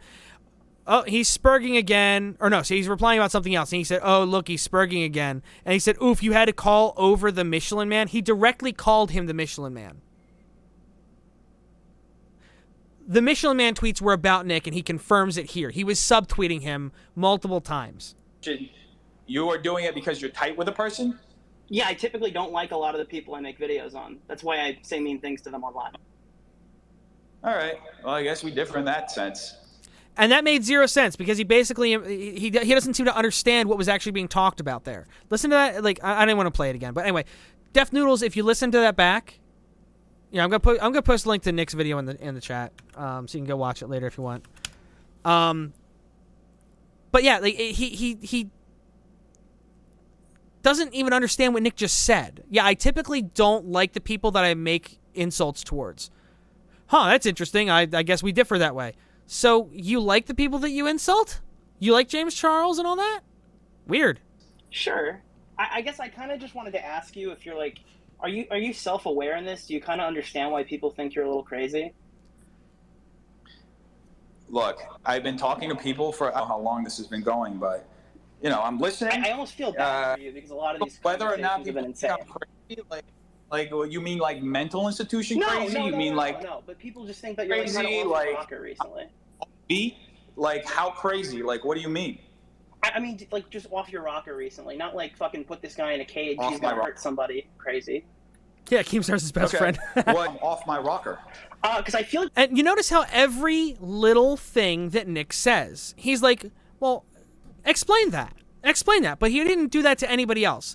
This is a passive-aggressive thing that has become very clear that Def Noodles likes to do. When he doesn't really know what to say to somebody, he'll just constantly do this, try and get them to, like, over-explain things and try and find a semantic argument within it.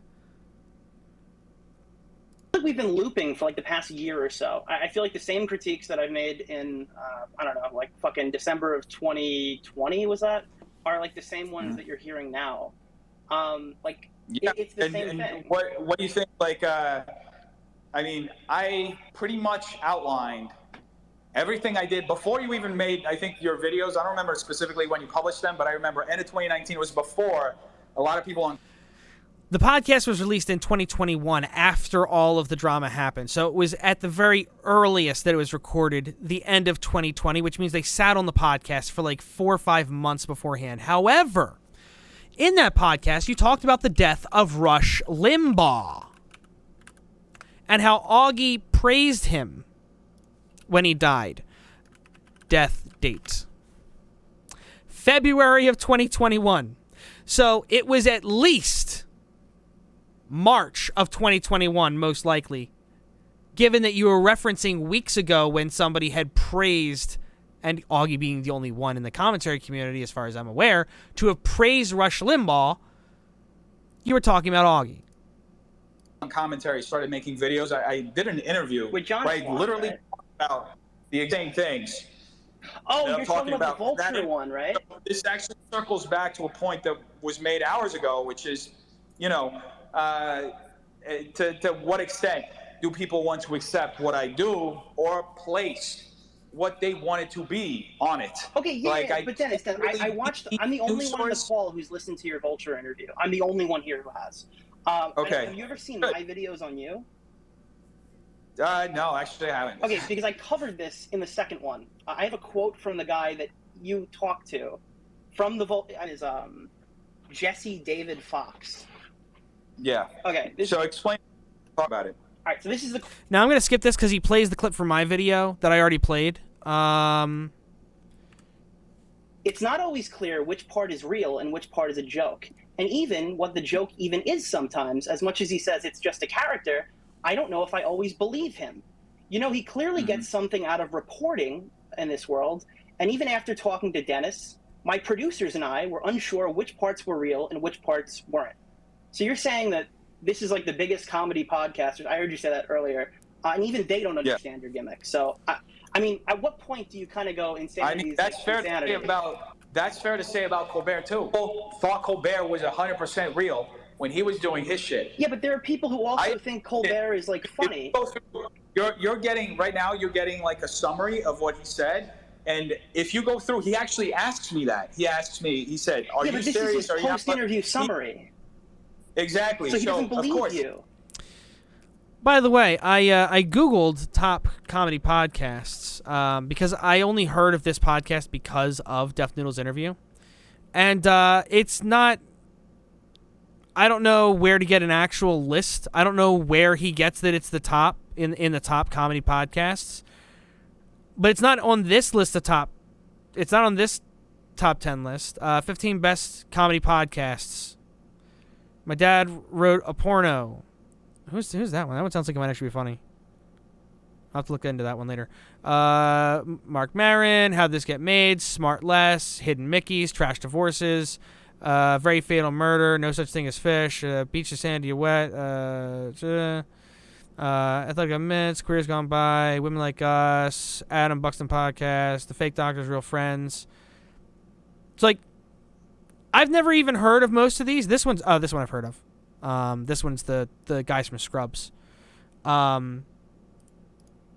Esquire. Nobody Panic. Wheel of Misfortune. The Office Deep Dive with Brian Baumgartner.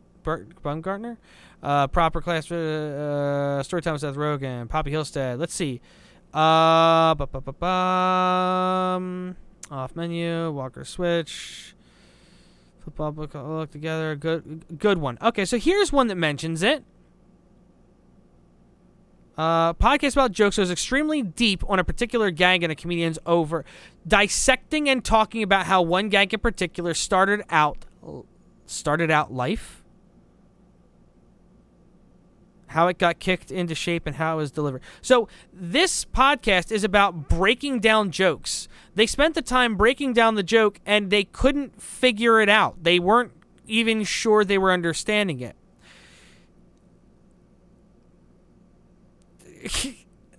This isn't even a list in sequential order. So all we know is this one is, according to Esquire, one of the 32 best.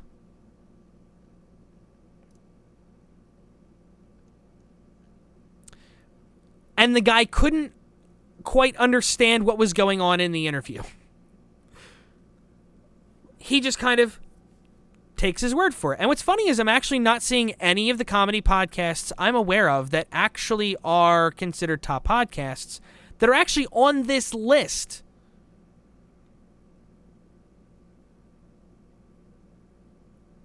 A lot of these podcasts that are here are top-level podcasts that are not listed in these podcasts because these are curations. I wish this was actually sequential and listed where the metrics were based on or something, but there's not. He's teasing his interview with that summary, right? I mean, He's teasing the interview with the summary. He's being sarcastic.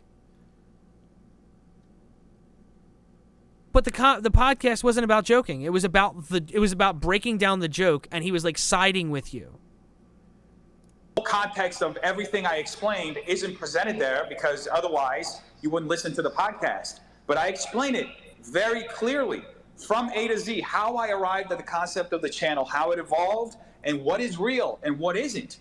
And that's fine. That was his conclusion. That seems to be the conclusion. See, he just said he was teasing the podcast. He was teasing the podcast. That wasn't his actual feelings. It's fine that was his conclusion. So was he kidding or was he serious, Def Noodles? You're rationalizing again. You're justifying again. Your hubris is showing. Zip up, your hubris is showing. Conclusion that a lot of people arrive at, that's totally fine. The intention is still the same. Now, but it's not just a lot of people that arrive there, Dennis. Now, there are people who are like ontologically like they're like opposed to each other. If I'm agreeing with somebody on the H3H3 subreddit and Adam McIntyre and Cat 10 Barge, people who are completely different than me that I disagree with almost everything else they say, there's like a large sample size of people who have this issue with you. Like, what do you want me to do? I want you to realize that you're the problem, not... This is what we've been trying to tell him. He is the problem.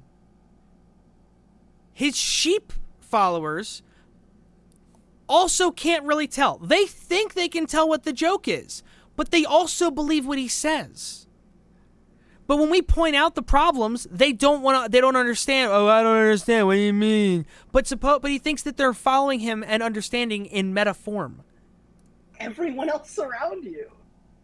So when did I say that everybody else was a problem? I mean, then I'm the problem. That's what fine. The hope on this stream is. It's like, everyone just doesn't get my jokes. You've been doing the same bit since 2020. If the joke was that everybody else is stupid and I'm the funniest comedian that's ever lived, you know what? Let's start a frenemies and I'll hand you an award right now. I think we'd be great together. But I don't think that's true. I never said I was the funniest comedian that's ever lived. All I did was say that I wanted to tell jokes every day, and that the news made it easy because there's news happening all the time. Well, then stop throwing labels on people. It's pretty much that easy. You could just stop trying to grandstand. So here's the thing. And you talk about news, but real news. I think my intentions are. Like I said earlier, I created a Dilbert sketch. If people want a Dilbert comic strip, if people want to see it as Hemingway and expect it to be Hemingway, then that's on them. That's my problem for creating the Dilbert comic strip and only being talented enough to create a Dilbert comic strip. I wish I was Hemingway or F. Scott Fitzgerald. Here's the problem, Dennis. He's actually making a good argument for us. He doesn't realize how bad his argument here is. If people think I'm making a Hemingway, that's on them. So when you make an allegation, you're Dilbert, and someone thinks it's Hemingway, that's not your fault for putting out misinformation. That's their fault for not getting the joke.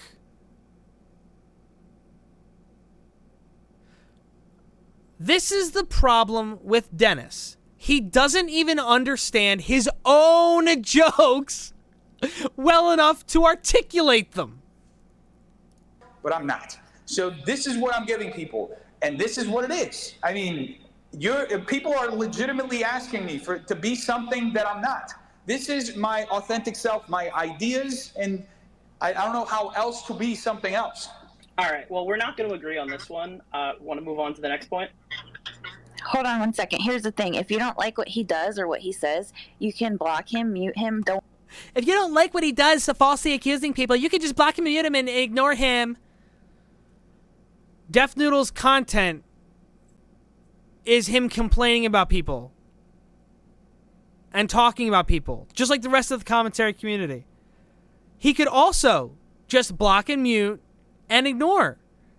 I mean, heck, he did it to everybody before. He blocked everybody in the commentary community before because he didn't want to hear criticism. But he's allowed to be critical. We're not. Don't watch him and stop complaining about it. Preach. Yeah, that's fantastic. Yes, I know. Sometimes he says things that are way too inflammatory. Like, Thank that, you. That still reaches I don't out care if things after are the block. inflammatory. I don't agree with everyone who got on the stream tonight and said that your joke was too mean. I don't think that you can condemn him for calling Papa Gut somebody who looks like a pedophile just based off of that one comment. I totally disagree with the allegedly Angelo guy. I think that he sounds the way that Def Noodles thinks Papa Gut looks. So I'm not condemning Dennis for that. Here's the thing. I disagree with Nick to an extent here. I agree that if he would have just made a joke about Papa Gut looking like a pedo once, right? And that would have been fine and just whatever. He makes a joke about him looking like a pedo, and that's it. But the problem is, as Nick is about to lay out, it goes deeper than that, which is why I think all of those subsequent pedo jokes are piled on top of the first and most important information. I'm not condemning Dennis for any edgy jokes. My problem with Dennis is that the joke, quote unquote, that he made isn't just, oh, like a pedophile. It's, I'll read it to you. Motherfucker got famous on TikTok for, quote unquote, joking about fucking 14-year-old girls. Then he got offended that Did he, though? about him. So is that And they're justifying it in the call. how he got famous? That he was serious and wanted to fuck children. So here's the thing. And contact the FBI. We covered this before, but I'm happy to walk through it again. Sure. So, is fucking children funny to you? Could be in certain circumstances. That is such a bad faith argument because his joke was directed at his joke was calling someone a pedophile. This person actually had an allegation against them that, according to Papa Gut, seemed valid. He was an alleged pedophile. An alleged statutory rapist. So, by that logic, Def Noodles played the same card to Papa Gut, and he's mad that Papa Gut made the joke to begin with. Stances of a joke, absolutely. But he tries to reframe it to make Papa Gut sound like he was making a joke about a victim. But I'm happy to walk through it again. Sure. So, is fucking children funny to you? Could be in certain circumstances of a joke, absolutely. Is screwing kids funny to you? It could be, depending on the circumstances of the joke. Very well put, because that's the point, the nuance. Thank you for the follow, Star-Lord. Okay, so talking about a grown man from the point of view of a grown man fucking a 14-year-old child is objectively funny to you. That is not what he said in any way, shape, or form. Why Def Noodles feels that it has to be objectively funny all of a sudden doesn't make any sense to me. The word objective came out of nowhere. Depends on the context of the joke. Absolutely. So tell me a context where it would be funny. I think that it's funny that you made a joke about Papa Gut fucking children because it makes you look like an idiot. Okay, so that's a good one. And I think it was on Dead on Dave stream earlier. Somebody mentioned one of my favorite clips of all time. Bobby Lee, Fighter and the Kid, FTK,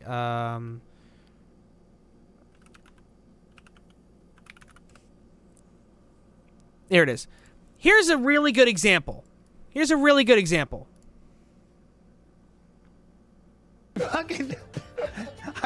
Set the whole scenario up. Well, when I was in high, when I was 9, I got molested by a guy with Down syndrome. Don't laugh, Brandon. I'm not laughing. Why'd you laugh? The framing of that is ridiculous. Okay, that's what's mildly funny. There is like, he was sexually assaulted by a guy that doesn't know better. Oh, that's a shame. But wait, how on earth did he let a guy that didn't know better on? How did he let this guy? Why did he let the guy go through it? Like, he couldn't outrun him or do anything, nothing. So it's mildly funny. But that's not really what the joke is. This is the setup to a joke. It's just... That's fucking rude. It's such a curveball. I know. Can I just say something? I'm going to say it again, and if you smile, I'm going to leave. Okay. But no, hold I'm being on. real. If you smile, all right, hold on. That really fucking broke me. No. All right, hold on. All right, so give me a I second. swear to fucking God, dude. I know. Give me a I will second. leave, Chin Chin. All right, hold on. You can't make a joke and that's his name. All right, but that's not his name? Yeah. What's your name again? Chin Chin. All right, give me a second. Give me a second. All right. I just wasn't ready for that. I understand. I'm going to say it again, and if you smile, I'm going to leave. Well, don't. All right, hold on. We can't threaten a smile. All right. Just hold on. No, because then you're gonna laugh. Don't laugh. Seriously. Don't laugh. Get serious. He's opening up here. You ready? Don't cover your mouth though either. Hey! You can't cover your mouth. Because the thing is that I'm telling you. He's using this experience of his to make these guys uncomfortable. That's the bit, right? But he escalates it. Something that's like I'm vulnerable about it, and I'm expressing a truth to you. Hey, dude, you gotta get serious. And if you cover your mouth, I just feel like you're laughing. Nope, let's do it. All right. So when I was 9, I was brutally molested by a guy. You can't say brutally. Why? Because that's a curveball. Why is that? Because don't say brutally. And look at Chin now. Don't. It's not a curveball. Don't say brutally. He did add some. All right, don't add adjectives there. So when I was 9 years old, every day for a summer.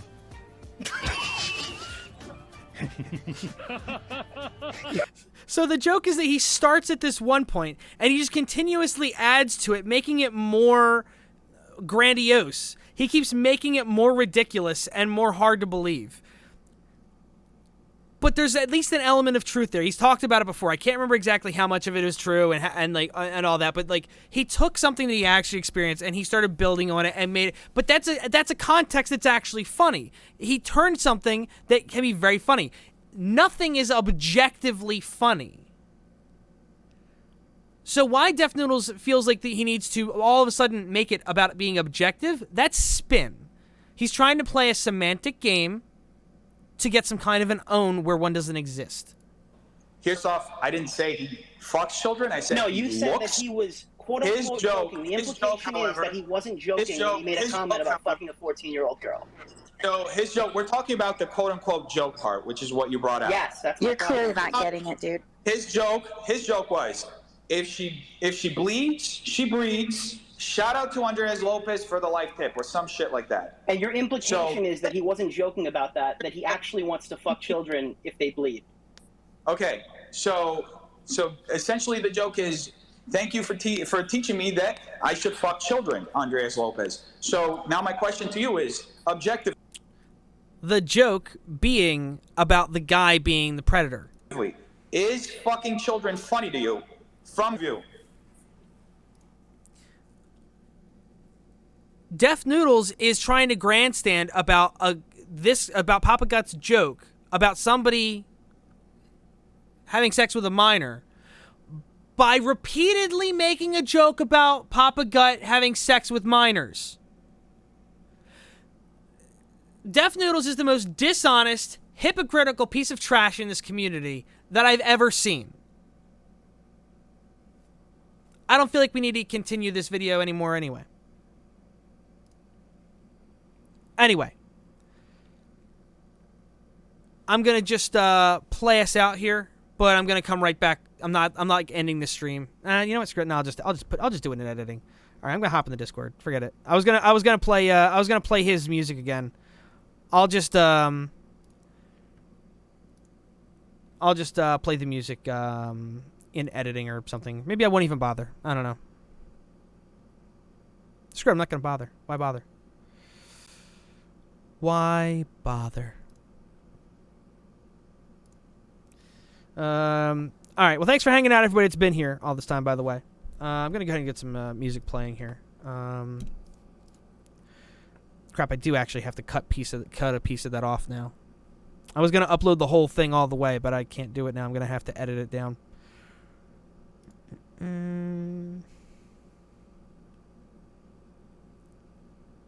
What confuses me the most, I swear, Dennis saying these kind of jokes were okay in his first talk with Papa Gut. It wouldn't surprise me. It would not surprise me, Star-Lord. Dennis is very, very bad faith, as much as he wants to act like he's not. He does a lot of stuff in bad faith. All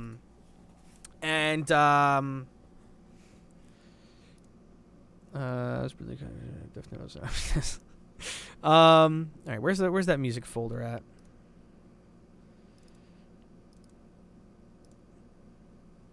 Streaming. Yeah, I'll be honest. I never really wanted to go back into Def Noodles territory again. I never really wanted to talk about Def Noodles again. I wanted to just kind of leave it alone. But this all felt so... I don't know. It's too much. It feels like it was too much. I'm gonna have to move the chat at some point. I got to figure out how to get this moved over. It's not ideal. Have it right under me. Also got 5 out of 5 ads while you were live. What is wrong with this site? It depends on the length of the ads. Sometimes they'll do shorter ads. Sometimes they'll do longer ones. But it's like a standard length of time or something like that they go for primarily over how many ads as much. The focus is more on the Oh, jeez. Every day, another freaking porn bot follows me.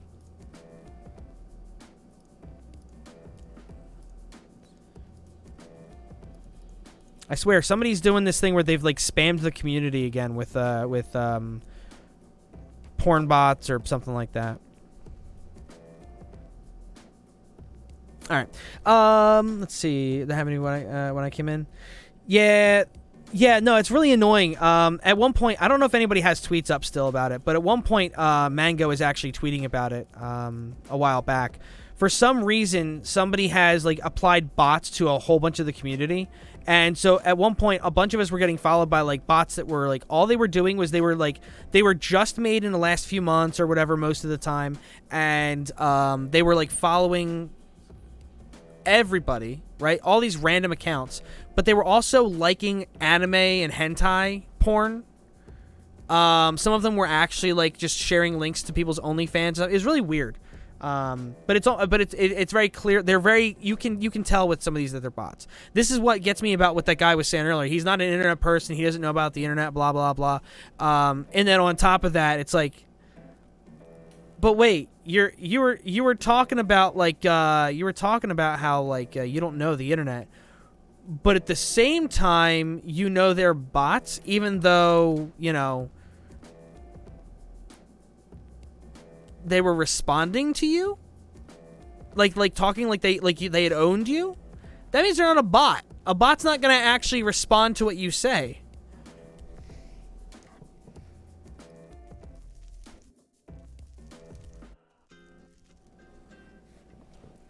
Anyway, I didn't have a way to work that bit in during the video.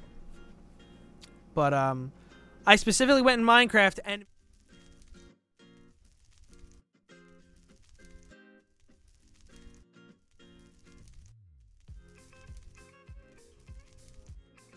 But I had no actual use for the bit yet. But if I ever want to talk about something in a Def Noodle sort of way, I guess I'll put it on the... I guess I'll do it with that. The audio isn't supposed to be working. I'd have to do a bunch of other workarounds to make the audio work.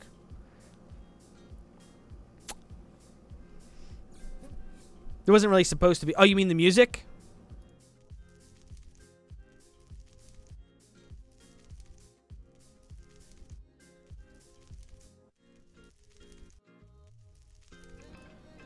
There we go. Yeah, I hate that. For some reason, my OBS is broken and it doesn't apply. It's supposed to. It used to automatically apply my microphone to every one of my scenes. Did you get cat ears to go with your Minecraft house?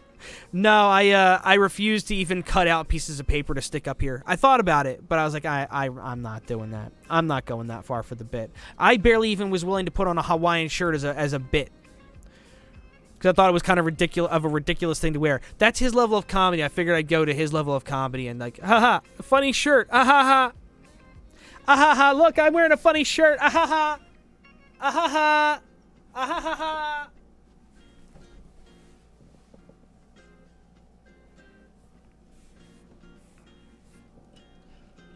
Look at the skull wearing glasses. Isn't that funny? Ha! It's so random. Ha! I'm Def Noodles.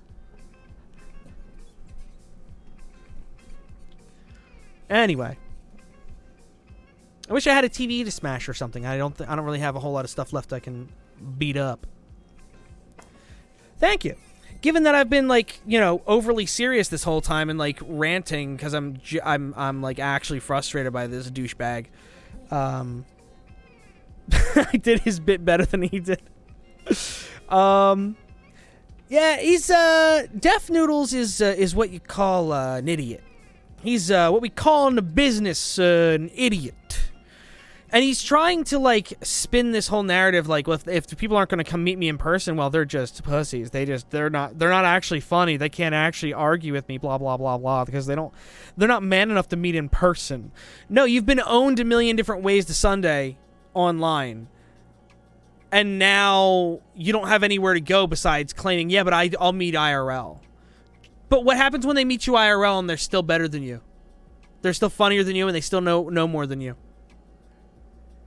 Now, here's the problem. Here's one thing I've said repeatedly, and some people don't believe me, but here's the thing. Knowing how comedy scenes work and stuff, here's the thing.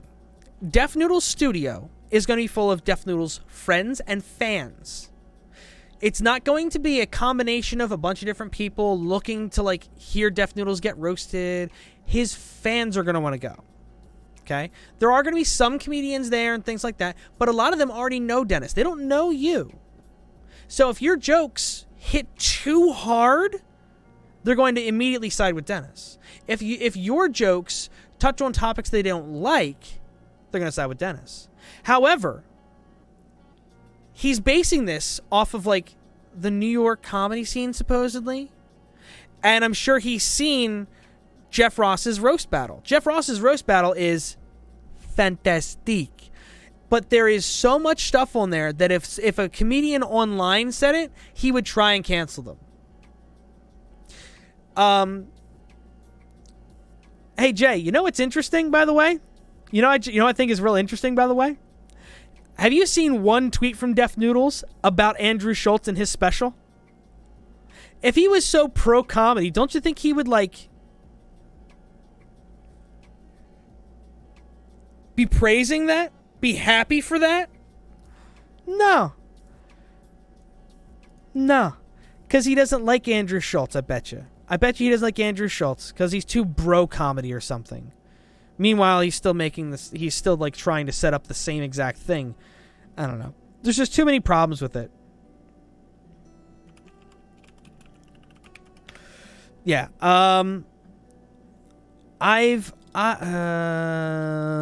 Andrew Schultz. Let's see. Def Noodles Andrew Schultz. All right, nothing showed up when I searched his name on Twitter. Heed Chappelle. Probably hates Dave's special too. Yeah. See, that's what's funny. You hear him talk about the comics he likes, right? The other day he tweeted. Let me find it. Let me find it real quick. Let me find it. All right, Twitter. I'll bring this up. It's funny. We're at a high for the stream of 9, which is funny because now I'm done covering the actual stuff. Tomorrow I'm gonna cut off the tail end of that stream, and I'm not gonna edit hardly any of the rest of it because I feel like I managed to keep everything pretty contained in that stream. It's like a 2-hour straight through information dump, basically info dump. The comics he likes all seem to like talk show hosts, be like talk show hosts, or have that lump. Yeah, well, here's what's interesting. One of the things he did recently, Don Rickles. I'm looking up this tweet that he mentioned Don Rickles in. Comedy. Okay, here we go.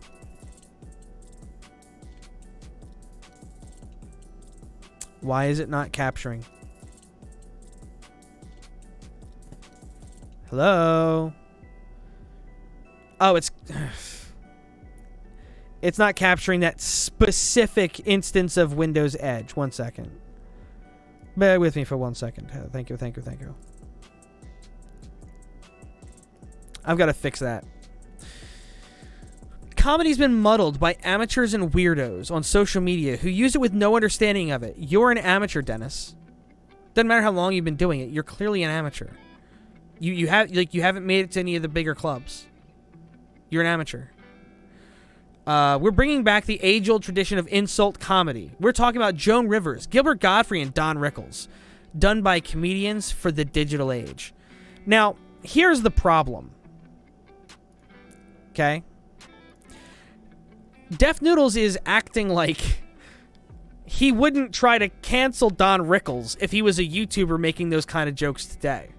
He would. Because today, Don Rickles, if you try to do Don Rickles comedy, you would be seen as, like Andrew Schultz, bro comedy, or a racist. Don Rickles would do accents, and he would make fun of stereotypes. Thank you, Canon. That was a weird blur. That was weird. Anyway. So, the fact that he's talking about Don Rickles for that, Gilbert Gottfried, who was pretty edgy himself, Joan Rivers, who was also very edgy, it's odd that he has such an issue with edgy comedy, but he's talking about wanting to be like these people. And he always mentions people like them, and he doesn't mention people like Chappelle, Kevin Hart, Jeff Ross, Attell. I've never heard him mention any modern name. By the way, Paradox, if you're still here, I saw you asked. I have not had a chance to go and listen to that podcast yet. It is on my list. I plan to listen to it later this week, the Pivot podcast, because I've got a couple of other podcasts that I'm trying to catch up on still. And I'll have some spare time later this week to catch up on that one, or to listen to that one. Do I think he just doesn't get them? I think it's very possible. Because Stephen Colbert wouldn't like him. It's possible. It's possible. Like the thing is, as I said in my video, I don't think he understands how that comics like Stephen Colbert worked to make their show balanced, fair to an extent, right? They might imply things, but he doesn't just imply them. He tries to like justify and rationalize accusations that he just has to imply. So he'll imply something heavily, and then he'll give logic to why it makes sense and justify it, rather than making the joke and say, it was a joke, relax. Instead, he feels the need to justify it. He'll say, it was a joke, but in case you want to know why I feel like this joke was justified to make, here's my reasoning. That means it's not a joke. You actually have logic behind why you feel that way. Or sorry, it implies that. Because, sure, of course, there's evidence and logic behind why we think Michael Jackson or Weinstein or Epstein were pedophiles or assaulters or whatever, right? There's a lot of evidence and logic, right? There's a lot of reasons we feel that way. But it's not perfect. Nothing is. However, he continues to like be selective about what he feels is the appropriate stuff to make those jokes about.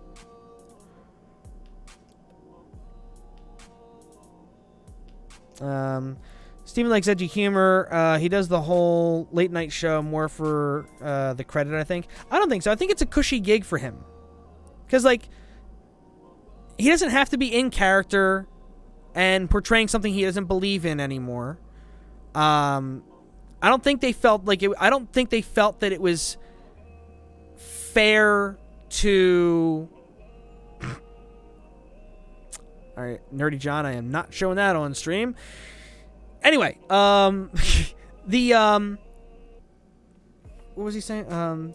Yeah, the show is easy enough for Stephen Colbert, I think, to do, to where he's like, yeah, I'm cool. That's fine. That works. You know, I can keep doing this. I don't have to worry about my ethics and my morals.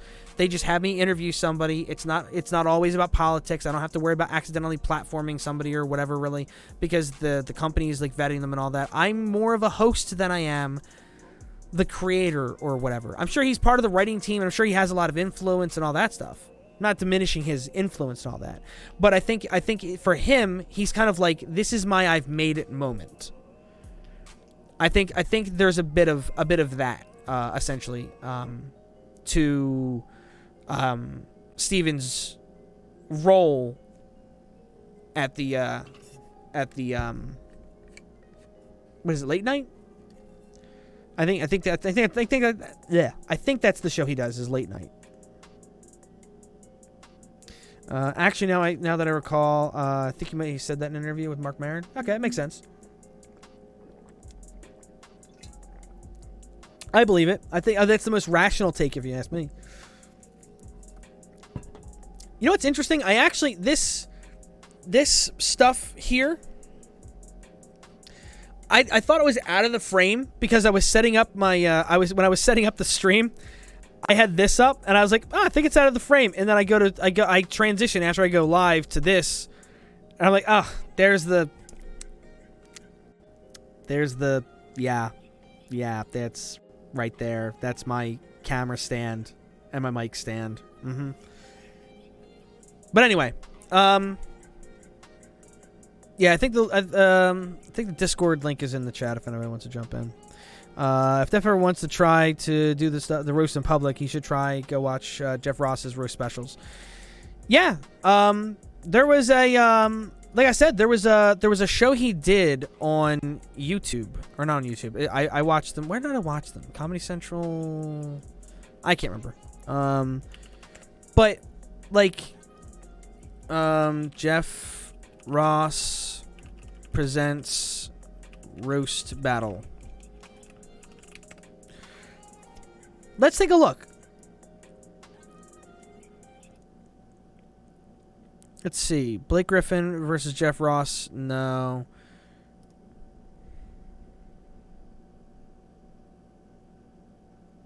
The next round of roast battles coming up, so we wanted to remind you to compile each other in the season. Tony, the only time. Here we go. Tony, the only time you've ever made a pussy wet is when you drowned a bag of cats. That's a good one. I like it. It's funny. This guy's actually really funny, by the way. He's on it's a hockey show, not hockey show. It's a show on Hulu. I can't remember what it's called. It's kind of like let me just type in Hulu comedy series. It's probably gonna be right up front here. Letterkenny. It's actually a pretty good chill show. It takes a little while to get into it, but it's good. The heat on that burn can melt armor. And it did. He had to bring that costume back within an hour. Jimmy, you look like you worked at Hogwarts, which is what girls get when they you.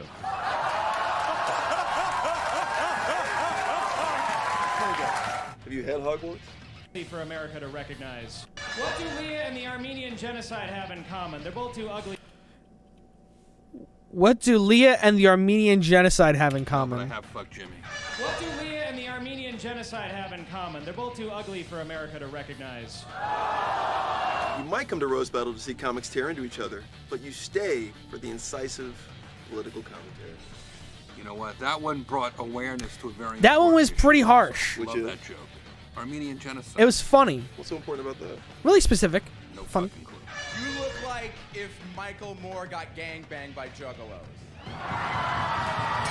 I'm just glad Abe Lincoln hear that. Hasn't Michael Moore been gangbanged by juggalos? You know what? I think he's doing a documentary about that. I didn't know much about Olivia, so I went to her website, which is called oliviaisfunny.com. I know.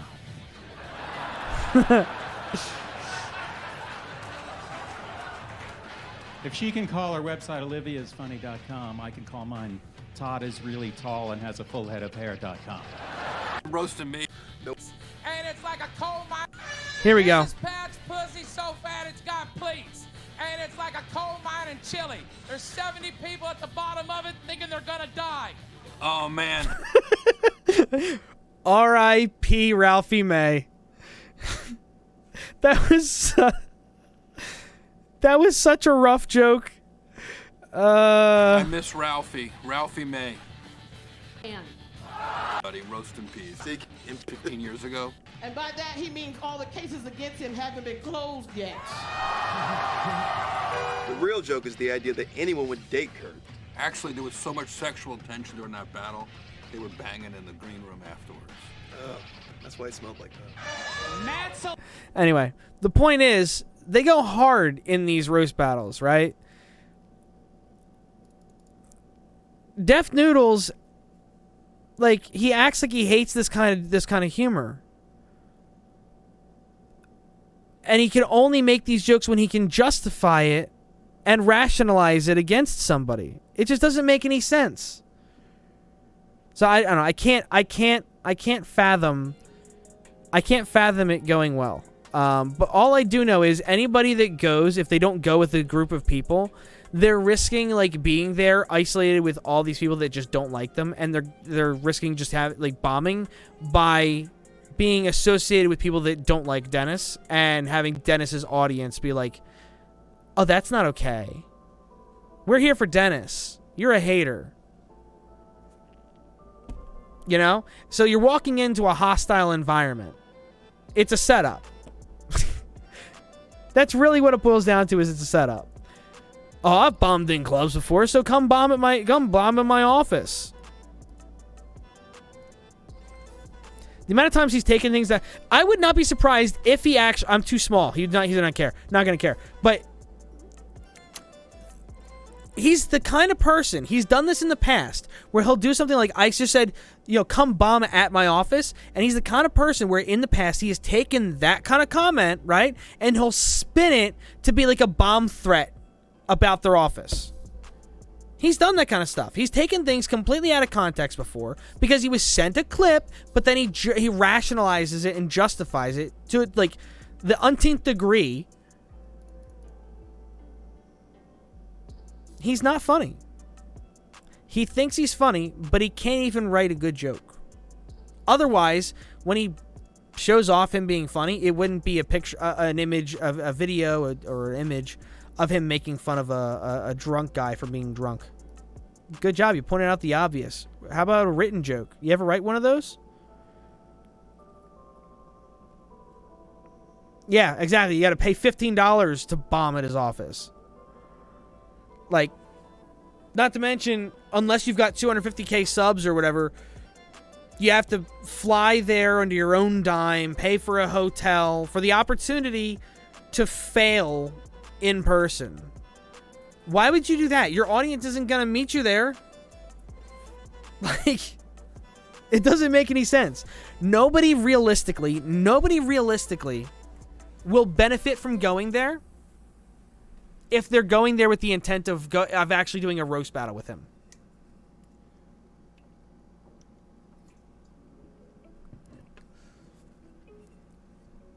Yeah, right? He's just total bad faith. Let me see. Do I have anything other small stuff to talk about since nothing's really going on? Let's see, what time is it? 11:30.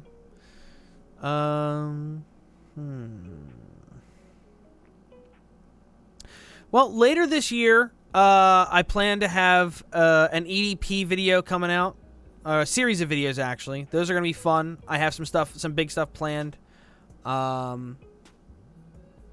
don't plan to cover Def Noodles or H3 again in an actual main channel video. A live stream like this where it basically takes like a half an hour to gather a couple of clips and get a couple of things figured out and then go live and just, go into it. That's one thing. Now here's the question of the ages. Who's less funny? Def Noodles under Cole Arbor? That's a good question. Oh yeah, Def, especially after he thought defending Ethan. Oh yeah, that was, we already read that. I hope I didn't miss anything good in the replies. I was so worried about like getting off track that I wanted to make sure I stayed on finishing my thoughts essentially. The new Black Panther and Mr. Sandman movie and show from the trailer looks so cool. I did think that the Black Panther looks better this time. The first one felt like kind of very generic hero movie to me. I mean, I get like it was culturally relevant for like the black community and stuff, but it didn't feel like there was anything that special about the actual, intent of the movie. There was a couple of cultural things, but the movie itself, like the acting and everything else, was like, it's standard. Didn't feel like it was that big a deal, even compared to other Marvel movies at the time. But the second one does look better, and it's not. That's not to like. That's not. What's his name? Chadwick Boseman. That's not to put down his performance. I thought he's a good actor. I just think the movie wasn't handled very well. It's like the CGI was weird on that one, like a lot of other movies and a bunch of other stuff. There was a bunch of issues I had with that one. But I get why it was culturally relevant. I just think that a lot of people conflated the cultural relevance with the actual fun and interesting and good elements of it. I haven't seen anything for the new Shazam movie. I've seen the stuff for Black Adam, and I'm really hesitant about Black Adam, partially because I'm sick of The Rock, to be honest with you. New Shazam movie looks cool. The favorite MCU movie is still the Infinity War. Infinity War was good. My favorite might still be Ragnarok. Ragnarok was really good. I'm also a big fan of the first Guardians of the Galaxy. That one changed things up. And I'm like really tempted to like jokingly include Deadpool, because Deadpool I think is the most creative of all of them. And I love Ryan Reynolds' love for doing those movies, and he's like trying to really have fun with them. That's my big thing when it comes to movies. Entertainment. I don't care as much about quality as much as it's fun. So for me, a fun movie, a movie that executes across its time frame, is good. Whether it's high quality or just a lot of fun. Doesn't have to be super high quality if it was fun and it did what it was attempting to do. I'm not gonna watch a movie that's like designed to win awards and go like, oh yeah, that was fun, because it felt like they were like meticulously trying to like make a high art film, which isn't necessarily fun for me. I'm not a highbrow kind of guy. I don't know if you noticed by the dick jokes. Spider-Man No Home was great. It was good, but I definitely do think that it wasn't as big a deal as a lot of people felt it was. No Way Home, there was a lot of really cool stuff in it, but it doesn't really feel like it's going to have like a lasting impact in the MCU. It feels like everything from this period of the movies has been fun, but it's filler, right? So, like, when it comes to MCU, it's like, okay, well, are you building to anything? Are you contributing to anything else? Like, what's the story actually doing? So there is some element of, like, it feels like you're just kind of treading water because they don't really know what to tell you to do yet.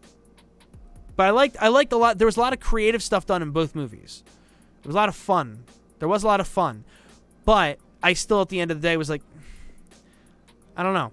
It felt like they didn't really know what to do with it. It felt like Marvel was like messing with the director's vision too much. Like, the director had an idea for a fun story they were going to tell, and it felt like Marvel came in and like messed with it a little bit, which kind of threw off a lot of elements. That's kind of what I'm getting at there. I like the mix of both, but I don't get people who overly critique the Marvel movies. They don't count as movie. Yeah, well, because they're like, oh, cinema. It's building to Kang and the Secret Rules. Yeah, I'm aware of that. Yeah. There was some filler in Phase 4, like Black Widow. Oh no, this is still Phase 4. Yeah, Black Panther 2 is the end of Phase 4. They've said. I think Phase 4 basically started right after. I think it started with WandaVision. I think WandaVision was the first thing after. Infinity. No, Endgame. I think it was the first thing after Endgame. People are telling me that the Black Panther villain is going to be Doctor Doom. There's some theories that he's going to be introduced, but I haven't heard that he's the actual villain. It is weird because they make it look like the. I don't know. I'm not familiar with Namor, so I'm not quite sure what the arc is with Namor. But they're definitely building to either Namor is going to be an ally or an enemy. And that somehow, I guess, is why the blue people that they're fighting are involved. Far From Home was the first thing after Endgame, and that closed Phase 3, but WandaVision started Phase 4. Oh, okay. All right. Yeah, I couldn't remember which one was first. But you're right, because I remember Spider-Man came out in December. I think it was. I think it came out in the winter. If I remember correctly, let me see. Let me look it up. Spider-Man No Way Home. No, not No Way Home. It was Far From Home. 2019. Okay, I want the actual date, douchebag. Oh no, it was June. I'm wrong. It was June. I thought it was winter for some reason. I know WandaVision was spring.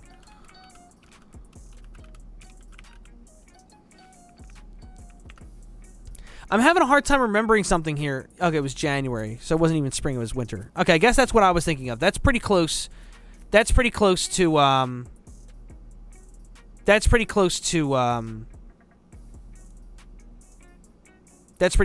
I thought Spider-Man was. I guess I had the timeline backwards. I think you're right. No Way Home was winter. Oh, No Way Home was winter? Okay, that would make sense. That would make sense too. Namor is mostly anti, but has been on the Illuminati. Oh, he's an anti-hero? Not an actual villain, but an anti-hero? Okay. Namor is mostly villain of Wakanda Forever. The villain of Wakanda Forever would be Deadpool. I've said for years it would be hilarious if they would just start working in Deadpool in the background as like little cameos. Like he's just walking in the background of scenes or something. Out of focus, like not even in focus. And like the joke is like he's always been there. I'm looking forward to Black Panther 2 mostly because I'm curious to see who they're going to give the Black Panther mantle to. Wait, Teddy, that's a real comment. That wasn't. Wow, that. Can we get some applause for growth, personal growth from Teddy? He's not trolling. That's amazing. I feel like the screenshot they showed indicates it's a woman. And a lot of people. Let me actually see here. New Black Panther suit. Where's the screenshot?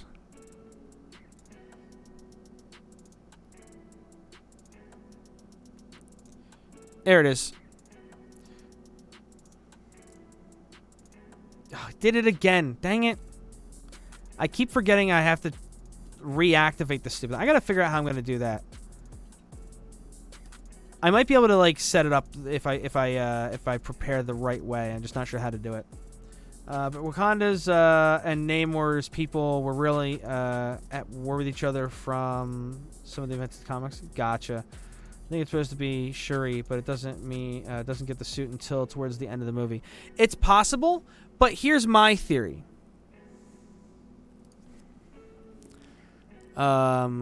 Wakanda head of security.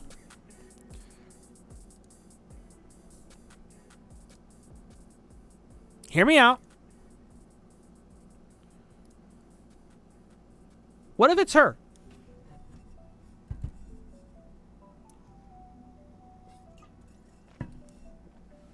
What if it's not Shuri? Rather than adhering to the hierarchy of the power struggle or whatever, Shuri continues to be the, like the guy from Spider-Man says, the man in the chair.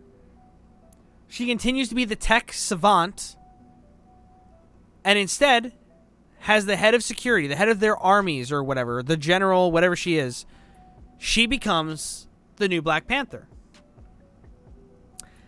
To me, that seems like a very logical decision to make. I mean, picking Shuri also makes sense because, like, the family passing it down and all that stuff. But it wouldn't surprise me at all if this serves as, like, a filler period where she kind of serves in an intermediary space, right? Just, we don't have anybody else to serve this role right now, so you're the most fit person to handle it, type of thing. It would kind of make sense because she served with the original Black Panther for such a long time. They'll piss everyone off and give the Black Panther mantle to CIA agent who's allied with T'Challa. No. They're just gonna give it to Sam. So he's the Captain America, the Falcon, and the Black Panther all into one. Just crazy OP. Dude is just massively OP.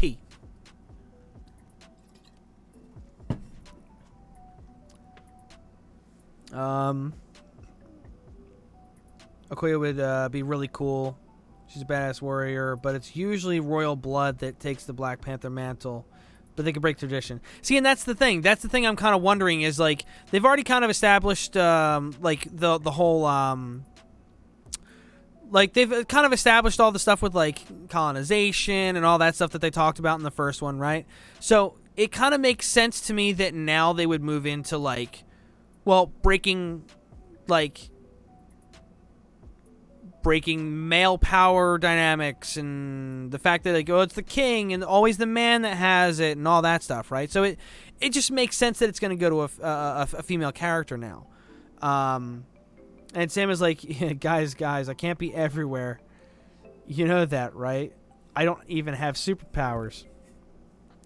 Especially if it was temporary, because I also heard T'Challa is supposed to have a kid, but he's too young, so they're supposed to give the mantle to someone else until he becomes of age. That would make sense. And especially given that the last person alive of the bloodline, depending on how they handle T'Challa's departure. I don't know if they have him die. I don't know what they do with him. That's what's going to be really interesting. By the way, can I just say, I find it really weird that there's this weird stigma about the idea of having a character that died an actor that died in real life, having their on-screen personality, their character, saying that they died. How is it disrespectful? People have said it's disrespectful to have their on-screen character die. That doesn't make sense to me. If anything, it feels like you're honoring them by putting this character to rest with them. If anything, it makes more sense. Maybe they'll give it to Deadpool. Yeah, if anybody understands that logic, please, by all means, explain it to me, because I genuinely don't get it. It doesn't make any sense to me. The idea of like Paul Walker. People said it would have been disrespectful to have Paul Walker announce as, like, well, he's dead in this movie. And when they came back to the when it came back to the Fast and Furious movies. It just didn't make any sense to me. Never made any sense whatsoever. Exactly. They don't want to recast, so there's nothing else they could do with it. Yeah. So what are you going to do? Just pretend to, like, well, he gave up. He retired to the mountainside. What? That doesn't make any sense for that character at all. Oh, he's in a coma. Well, that seems more disrespectful. Like, what? Yeah, I don't know. It's all just weird. I don't get it. I don't get it. I do not get it. But, yeah.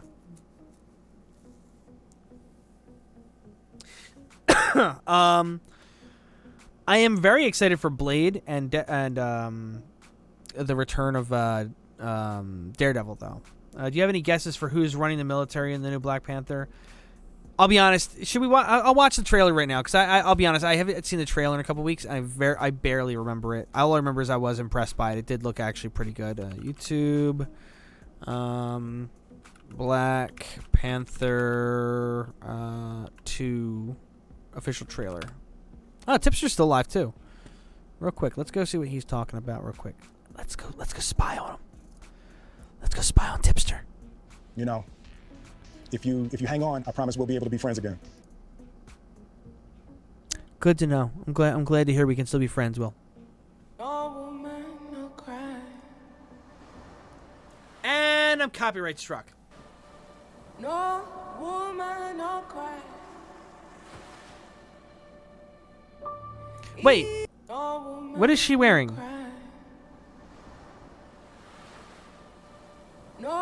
Okay, no, it's not the Black Panther suit. I was like, wait, are everybody overthinking this that much? And she's wearing it right there? Don't shed no tear. No woman, no cry. Good friends we have and good friends we've lost along the way. All right, so meeting of a military council or something there. Okay, so it does look like they're implying that this looks like they're implying that T'Challa has a baby with somebody that is not born yet. It does, or is that underwater? No, it's underwater. Okay, so it's not. That's Namor's people. Never mind. I had that wrong. It does look like they're showing them mourning, though. They definitely look like they're mourning. And all the dancing in white makes me think that maybe that was supposed to be like a wedding. So maybe you're right. Maybe he does have a kid in the movie. He got married, had a kid, but the kid is too young. That would make sense based on what I'm seeing here. The fact that everybody's dancing in white, like they're celebrating, but then when they show them mourning, they're wearing black.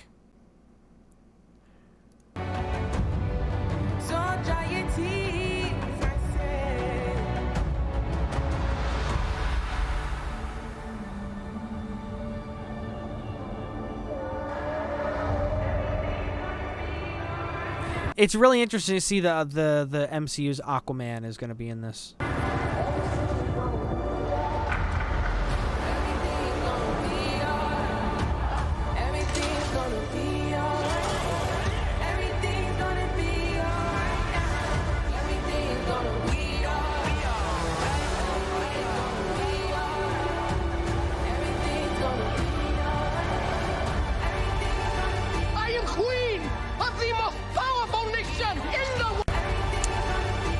Hold up.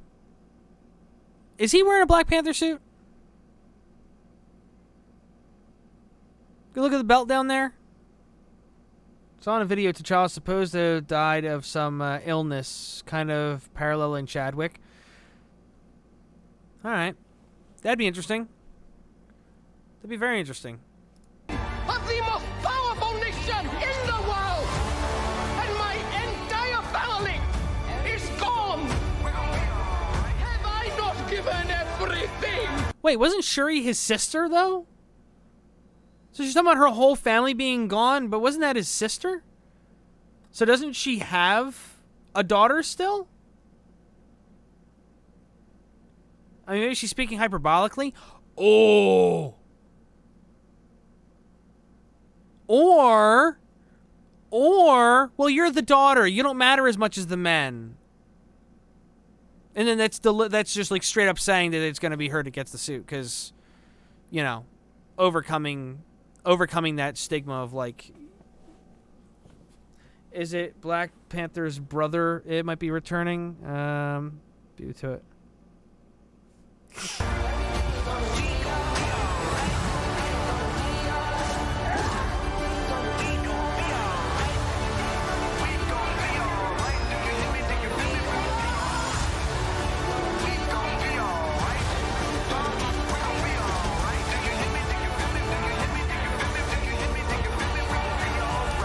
Here's what I don't get. Why are they doing a crossover with Avatar? So this is clearly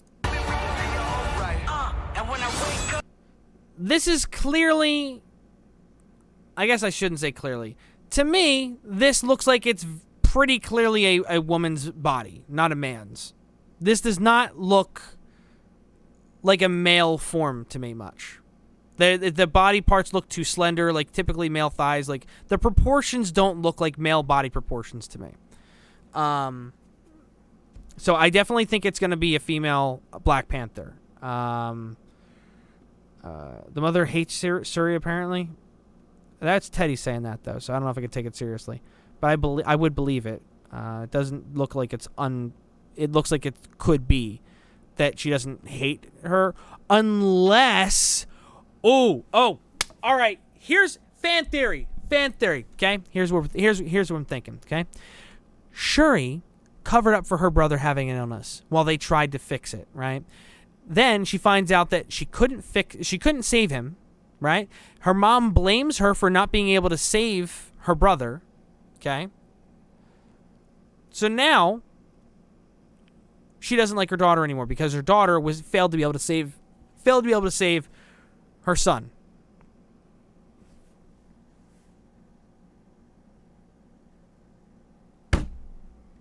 Explains it all.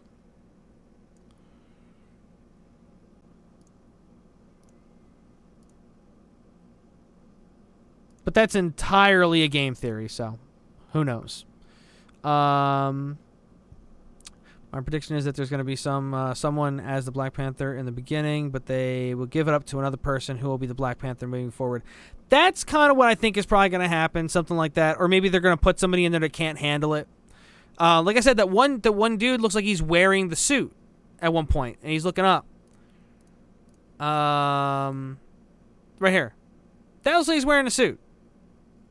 To me, this looks like the Black Panther suit. A lot.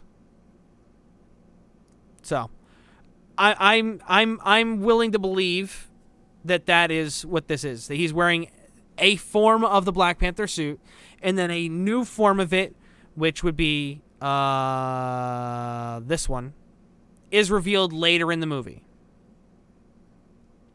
But it's a game theory. It's a film theory. No, it's a game theory because I'm gaming the platform. I don't know. Anyway, this is literally a game for me. Wow, that's a lot of words. Interesting. Not sure what... Wait, what is this? TwitchCon updated their healthy measures page in accordance with COVID. Wow, that's a lot of words. Too bad I'm not reading them. Maybe he gets like an ape suit because he's supposed to be... I'm not familiar with that character.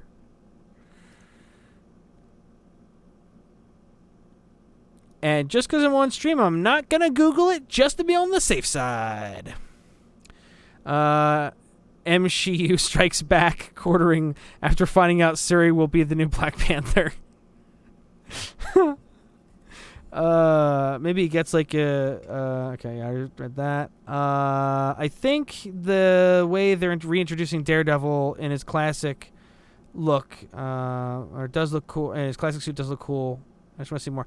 Yeah, I'm not a big fan of his of the gold in the suit. I'll be honest with you.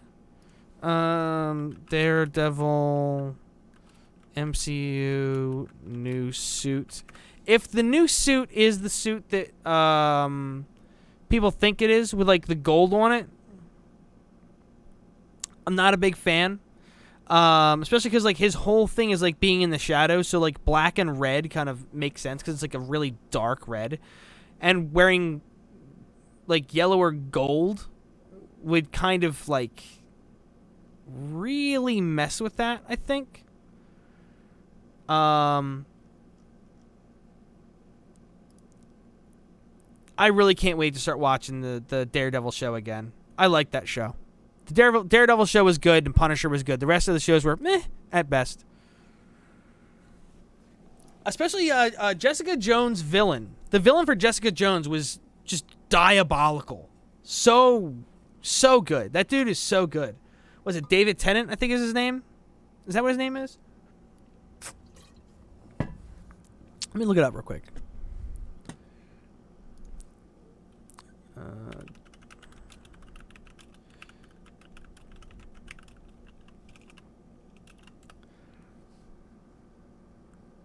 I said season 1, stupid. Alright, forget it. Let's just do Jessica Jones season 1.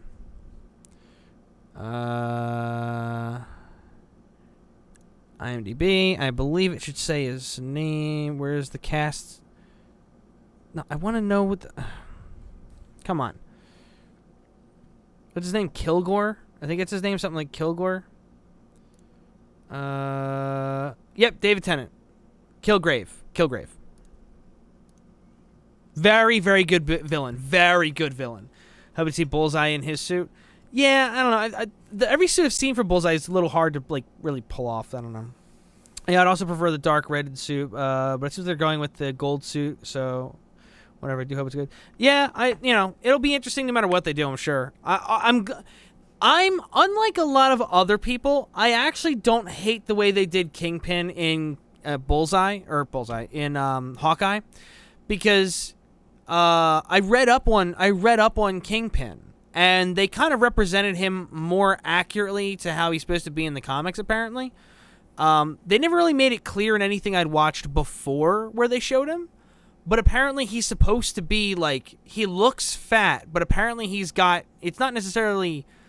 He's kind of got a superpower. He's all muscle. He just doesn't look like it. So he's supposed to be... He's a tank. Yeah, it's based on length of time.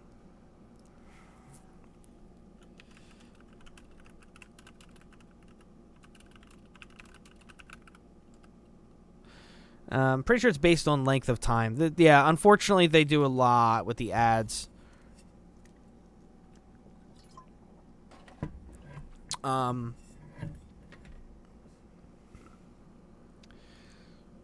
Just waiting to see more of Daredevil's villains. Yeah, I'm hoping they don't Daredevil 2 it. Daredevil 3 was great. I'm hoping they do like Daredevil 3. I'm glad to see that he's going to be introduced in She-Hulk, because he's a serious character. So I would imagine they're going to still have a serious tone with him. So he's probably going to serve to balance She-Hulk a little bit, because they're kind of making it out to be like a comedy a little bit. So I think they're going to try and use Daredevil to kind of balance the comedy a little bit versus the seriousness. I would imagine. I could be wrong, but yeah, I don't know. I don't think it looks terrible. I mean, like, the CGI and stuff does look bad. I will give you that. It does look bad. But almost every trailer I've seen has been like on Twitter or something, so it's been like really poor quality trailers to begin with. But the CGI on the show doesn't look great, though. But in terms of like the premise of the show, it's definitely not what I was expecting. But I don't really know what I was expecting necessarily, I guess, either. I just wasn't expecting that. The CGI doesn't really bother you. That's fair. The premise of the show and the way it's laid out, I think, is going to be fun. But I get why people don't like the look of it. Here's one thing I've noticed with the shows, and a lot of people have like kind of been closed-minded to this, I think. A lot of people have noticed that, like, well, the movies were all kind of aimed at the general MCU audience. But they've catered to the same audience for so long, and while it is a big audience, it's also a business. So how do they expand that audience? By inclusivity and things like that, right? So they've been working on inclusivity. They've been working on expanding the brand of the cast of characters to be more diverse. And I get it; it makes sense. From a business standpoint and from a relatability standpoint, right? For their audience, right? But at the same time, what they're also doing is that with the shows, they're trying to reach different audiences with the shows, because it's a little more like you don't have to sit there for 2.5 hours to watch the movie to get into it. You watch a half-hour episode. If you feel it at all, you watch a second one and maybe you get more into it. So I feel like that's kind of what they've been doing with the shows. The shows all have a very different tone, and they feel like they're marketed at different audiences. But everyone seems to be treating them like, well, they're for the whole MCU. They're for everybody. Everybody's supposed to have to watch all of it. And it's like, I don't think that's what they're really going for. I don't think anything that's happened in the shows was so important that you had to watch the movies to be able to follow any of what happened. They kind of established enough in the shows that when you watch the movie, it makes sense. We'll have to wait and see what happens with Captain Morgan. With Captain America, with the next Captain America, now that Falcon is the new Captain America. Because that could be a weird one if you didn't watch it. That one's going to have a lot of context, I would think. So we'll have to see what happens with that one. The rumors for the new Batgirl movie sounds cool, but I just want a teaser for it. I like Smart Hulk and Endgame, but they really do seem to be making a mistake. Seem to be making him a joke in the show. Yeah, I think I don't know. I don't think they're sure what to do with Hulk. I don't think they know what to do with him. To be honest, I think that's the problem. As for Batgirl, I haven't heard anything about Batgirl. To be honest with you, I'm not super aware of Batgirl. I watched cartoons when I was growing up. I didn't really get to read comics, so most of what I know comes from the cartoons and the movies and the other lore and stuff, but not really directly from the comics. With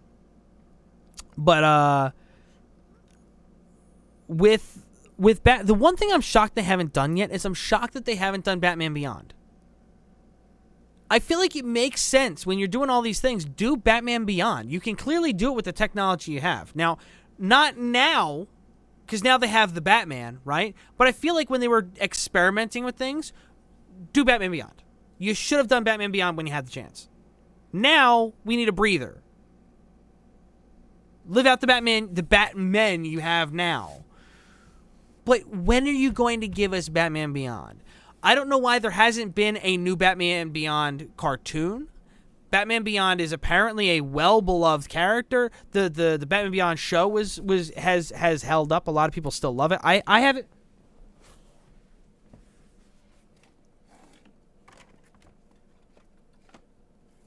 I got the full series right here.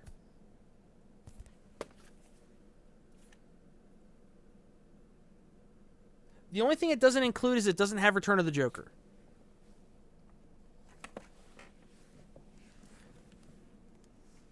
Batman Beyond was one of my favorite Batman runs. Batman the Animated Series was really, really good, obviously. But I liked Batman Beyond a lot as well. I think Loki was the only show that was really actually important to the overall story so far. WandaVision really did set up Wanda's character. The thing is, a lot of people... There was a lot of manipulation and stuff like that. And they really did set up Wanda's character to be a manipulator, a liar, and all that stuff, right? It was pretty clear that she actually was knowingly doing more than she said she was. So I think in reality, a lot more was set up in WandaVision than people really wanted to believe, because a lot of people like refuse to acknowledge that there was like, how did her character change this much? And it's like it didn't. You missed a lot apparently. But Loki definitely is it. Loki and I think Loki is going to have more relevance eventually, but I don't think Loki has more relevance to currently what's happened in the MCU on a grand scale yet. So far, WandaVision is the one that's had the most impact in the movies and in the overall MCU. But I think Loki, yes, will in the long run have the most impact. Well, they haven't been able to do anything with him and his own thing because of some legal issues, right? Yeah, Hulk, I believe, is owned by Universal, I think. So, like, they have license to use him in certain contexts, but they can't use him in his own standalone films. And Hulk movies typically don't do very well, as I understand it, and that's one of the reasons they decided supposedly not to do a Hulk standalone movie, apparently. Who could play Terry? Ooh, that's a good question. That's a really good question. Who could play a good Terry? You know who I think would make a really good Terry? He's not like big and strong or anything like that, but I don't think that Batman was pretty like slender. He was kind of like this Black Panther. The guy that plays 13, whatever, in the Umbrella Academy. Umbrella. Although the problem is he's short. He is very short though, so that's the one thing that would kind of impact it. But I think his personality and all that would work for it. You know, I don't know enough younger actors. I'm not gonna bother looking him up. I was gonna look him up, but it's not really gonna help because he's too short. He's too short. He wouldn't be able to sell that role well enough. I'll come back to that. I'm gonna try and come back to that. The DCU is completely screwed up. They need to use the Flash movie to reboot the whole universe and start over. Yeah, that's the funny thing. They need to use the movie that with the star that they can't really keep to reset the universe and get rid of the star of the movie. The DCU has been so broken. I have so many problems with those movies and the Suicide Squad and the Peacemaker show are so good, but so much of the DCEU just is not good. Do you think the new Blade movie is going to be full origin again? I kind of hope not. I like that they've steered away from origins. I do like that they've steered away from origins, but at the same time, sometimes they have to do an origin because of a lesser-known character. I feel like enough people get it. Like he's a vampire. In the Blade movies. In the previous Blade movies, they established it in, like, seconds. There's no need to, like, heavily establish things or whatever. They can probably just drop him into the world like the Punisher or whatever. Just drop him in. He does his thing, and then later in the movie, they do what they did in previous movies where somebody asks, like, why is he able to survive during the day or something like that? And, like, they just explain what happened. Super simple. I feel like it's easy enough with him, where like you don't have this existing story where like with like Spider-Man, where people are gonna get mad if you don't like honor it in some way. Loki season 2 and Ant-Man are gonna set up Kang very strongly. Yeah, that's what I gathered. Set up Photon and Secret Invasion. I'm not familiar with Photon, to be honest with you. That's another one I'm not super familiar with. I'm really excited for the mutants. I'm really, really excited for the mutants, and the fact that I thought it was funny, by the way, they said that Miss Marvel was the one that introduced mutants into the universe, but that's not true because Professor X was in Doctor Strange months before Miss Marvel aired, so Professor X was the first mutant at the very least. And it depends on whether or not they acknowledge Wanda as a mutant or not, because the way they've kind of implied it, she could have powers that were awakened by the Mind Stone, or she could not be a mutant at all and just be given the powers by the Mind Stone. It's not quite clear exactly what's going on. So, would you rather? Let's see here. How about the guy who plays Damon Salvatore in Vampire Diaries? I've never watched Vampire Diaries. Maybe I'll look it up in a second here. Let's see. Would you rather Batman Beyond be a full movie or a live-action series? I don't think they could do it as a series. I don't think DC could do that as a series. I really don't. I don't think they could pull it off.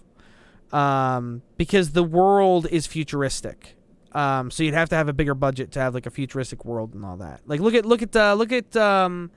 Krypton or whatever, that movie series, that series that died very quickly about Krypton, and like Superman goes back in time or whatever, or something like that. I can't remember exactly what it was, but that's a good example of where I think with some problems would be. I don't think that they'd be able to pull that off. So I definitely think it'd be better as a movie. I think logically, I think a live action storytelling format would work better for most of these things, but I don't think they could pull it off. I hope Moon Knight gets a season 2. I think they're definitely going to at least cross it. Yeah, it is funny because a lot of people think they're gearing up for there's like a superhero team up thing, which is funny because they did that with Daredevil once before. So there's people that seem to believe that there's a possibility they're going to team Blade, Moon Knight, Daredevil, and Punisher up, and they're gonna have like a hardcore R-rated, more adult group, and they're going to have like their own group outing, which is funny after they did the Defenders or whatever on Netflix. I don't really think a vampire hunter who's half vampire is such a wild concept that needs an origin. Exactly. It's pretty. I mean, I feel like I said, they've proven in the previous movies they could establish it in a matter of sentences without needing to like really dive deep into it. I think in the one movie where they actually laid it out. They said that somebody asked like why he was so special or whatever, and they said, well, his mom was pregnant when she was bit by a vampire, and when he came out, he was a daywalker. Well, that was really easy. All right. Miss Marvel was the first one to be called a mutant in the universe. In the universe 616. Right. I get that. Midnight Suns, that's what it's called. Yeah. Again, I wasn't very familiar with that, but I've seen people talk about it and equate it to that name. So I mean, it's gonna be good. I'm excited because I like the Daredevil I like Charlie Cox as an actor, from what I've seen, and I liked his performance in the Daredevil, and I thought the show was good, and yeah, it's gonna be interesting seeing that happen. Yeah, but I think they mean main MCU universe because Professor X was a multiverse character. I get that, but that's not what most people are like. What they're saying is that she's people were saying they introduced mutants to the MCU. That's what I was seeing at the time. People were saying that they introduced mutants to the MCU with Miss Marvel being the first mutant in the MCU. But that is what I was talking about. That was not true. She's the first one to be labeled a mutant in the 616 and things of that, sure. But that wasn't the argument that they were talking about. Yeah. They're gearing up for Midnight Suns. If that's the way they go, it'll be very interesting. Oh, I did hear about Werewolf by Night. I don't know anything about that one. I haven't seen anything, but I saw a poster, but I hadn't heard anything about an announcement for that one either, for some reason. I did hear Ghost Rider. I've heard rumors that they may actually bring back the Robbie Reyes or whatever his name is, the Ghost Rider from the Agents of S.H.I.E.L.D. The game looks fun.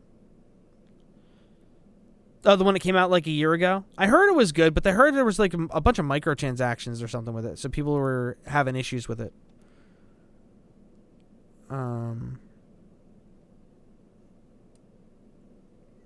Yeah, I'm excited though. I'm excited though to see what Tom Holland's Spider-Man is going to look like with the black suit. And I'm interested to see if they're going to bring in Miles Morales soon. I want them to bring back Robbie Reyes. I liked him. Yeah, I didn't really watch Agents of S.H.I.E.L.D. I couldn't get into it, and by the time I tried to really get back into it again, so many episodes and so much time had passed that I was kind of lost when I tried to watch it, because I liked the Ghost Rider introduction. Look, I know they're not good, but I do have a special place in my heart for the Nick Cage Ghost Rider movies. They were interesting. Let's put it that way. They were interesting. Like the Blade movies, I think there's elements of them that were good. They were fun. And for the time, there was an element that they did of what they did that kind of changed things, but it wasn't good. They were good in the sense that like they did what they were trying to do and have fun with it.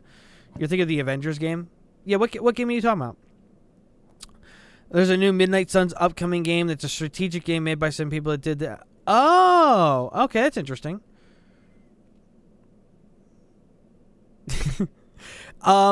It's the funny thing is, like, hot take, I actually liked the second one. It was weird, but that's kind of what I expected. I wasn't like going into it expecting it to be like a great movie. I guess here's the thing, right? I guess here's my thing.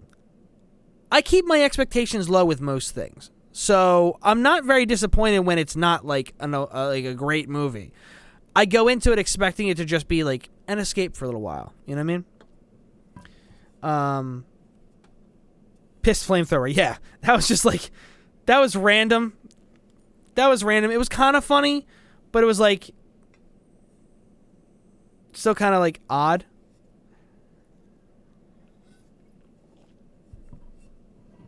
But to be honest with you, that kind of feels like a joke they'd make in the MCU. I wouldn't be surprised. I'm looking forward to Twitter reaction when they find out the Blade isn't going to be rated R. What makes you think it's not going to be? They have the Daredevil movie. They have the Deadpool movies on Disney Plus now, don't they? I believe Disney Plus now has both Deadpool movies. So if they're willing to put the Daredevil, the Disney Plus, okay. If they're willing to put Deadpool 1 and 2 in their original form, yeah, they're both on there. Deadpool 1 and 2 are both on Deadpool 1 and 2 are both on Disney Plus. And that's why people are expecting there to be people are expecting what was it? I think supposedly, I believe Daredevil has already been confirmed to be TVMA, which means it could be as bad as things like Sons of Anarchy and things like that, because those were rated TVMA, and that was years ago. Technically, restrictions have loosened a little bit. I hope they handle Black Knight good, because the one in recent movie was eh. I'm very interested to see if they try and make two MCUs, basically, because I feel like that's what they're going to have to do. I think they're going to lean into the rated R side, and then they're going to lean into the family-friendly side. I feel like they're going to have two different instances running. They're going to have the adult side, where they're going much darker, much more brutal and gritty, like they did with Moon Knight. And then they're going to have their family-friendly side where, like, Ms. Marvel and Captain America and all that stuff takes place. I think that's what's going to happen, more or less. But it's a guess. It is a guess, to be fair. It could, who knows? It could go a lot of different ways. It's going to be very interesting to see where it goes, no matter what. All I know is I'm glad that we're not going to have to deal with Deaf Noodles being, a character. Yeah, it was a really good transition to bringing things full circle. I know. I'm great at that. What the heck? Just my whole Twitter feed has just become wrestling memes for some reason. And not even related to, like, Logan Paul, like the one good thing that's come up. I think that's why they're doing the Midnight Suns. They're going to be rated R, still, and then you have the normal Marvel, and you might have like Endgame level movies where they cross over, but that's it. Yeah, I'm thinking they might do a little bit of that, but not a whole lot. I'm hesitant to think they're gonna do a whole lot more than that.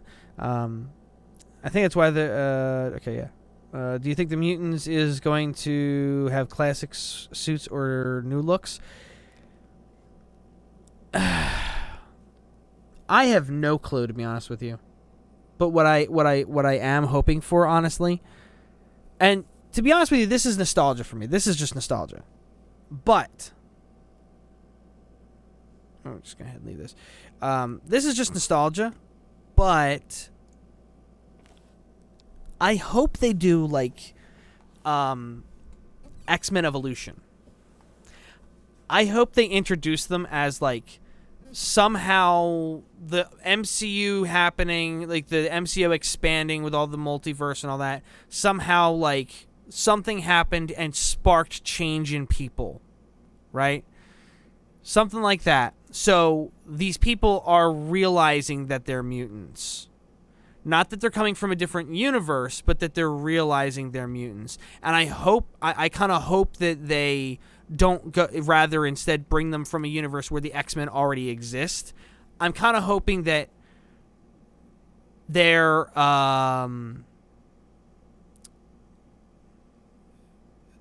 origin story, more or less, is going to be introduced as like something happened because of the MCU that caused all of this.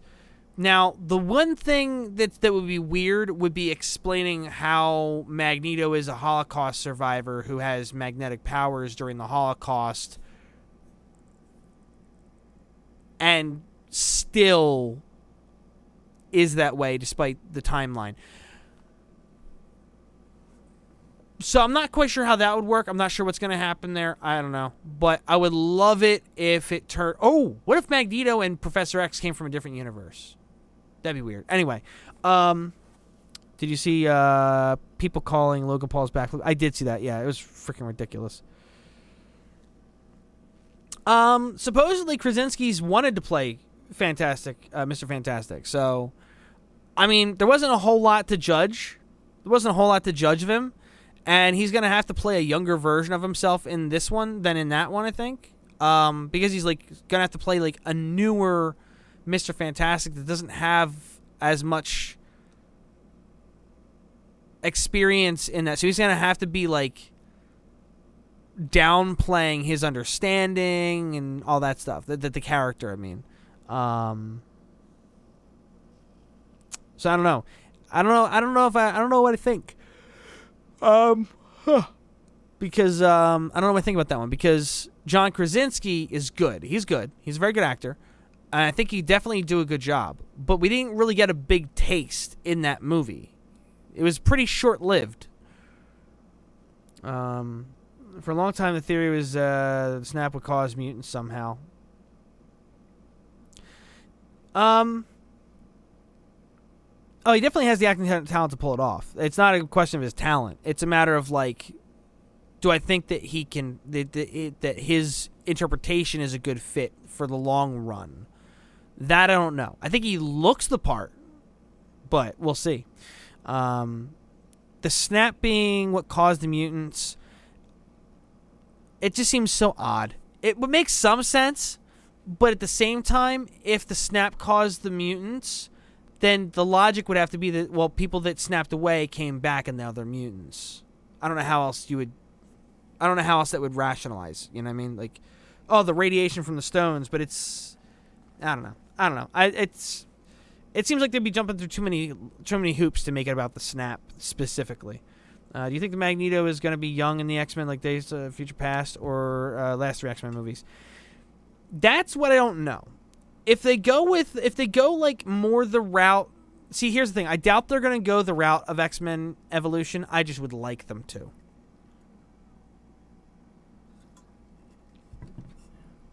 Not necessarily following the story of X-Men Evolution, but following like the that format of like they're all young high schoolers and they're all still learning their powers. Their powers are evolving. Kind of like Days of Future Past and all that did, but with more structure. They kind of went a little wild with that. They could give Sam Wilson the Mr. Fantastic mantle so he could be Captain America, Falcon, Black Panther, and Mr. Fantastic.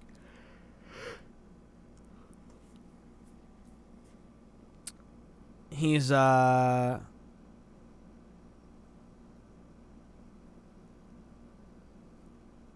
Captain Falcon Panther, the Fantastic American.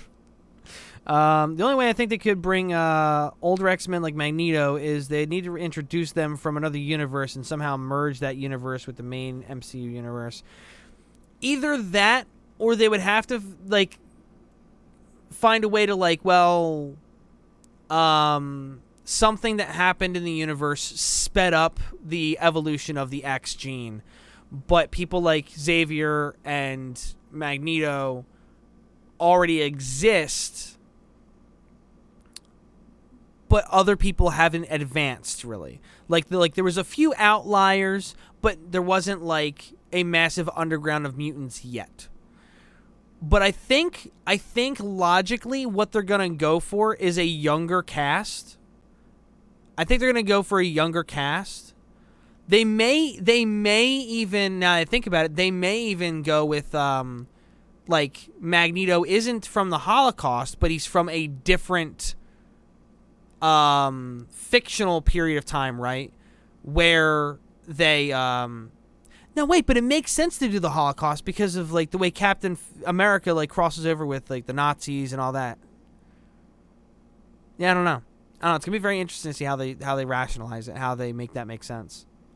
Part of me wants the MCU Fantastic Four movie to suck just so that the running thing where nobody can make good Fantastic Four movies would be on track. Yeah, that'd be funny.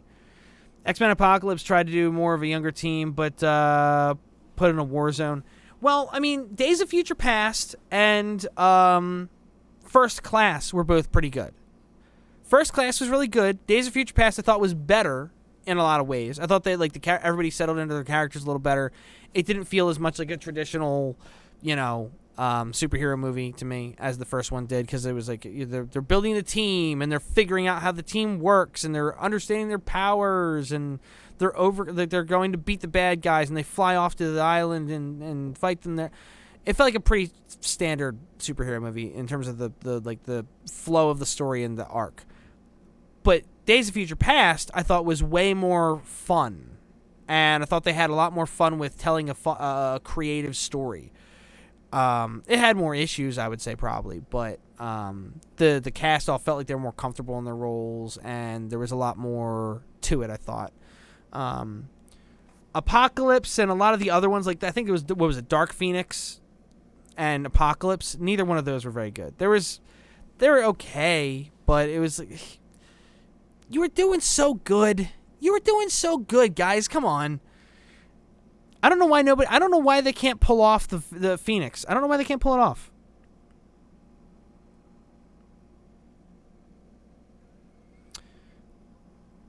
I don't remember that. Galactus into a cloud. All right. Well, it is 12:30, so I think I'm going to go ahead and hop off.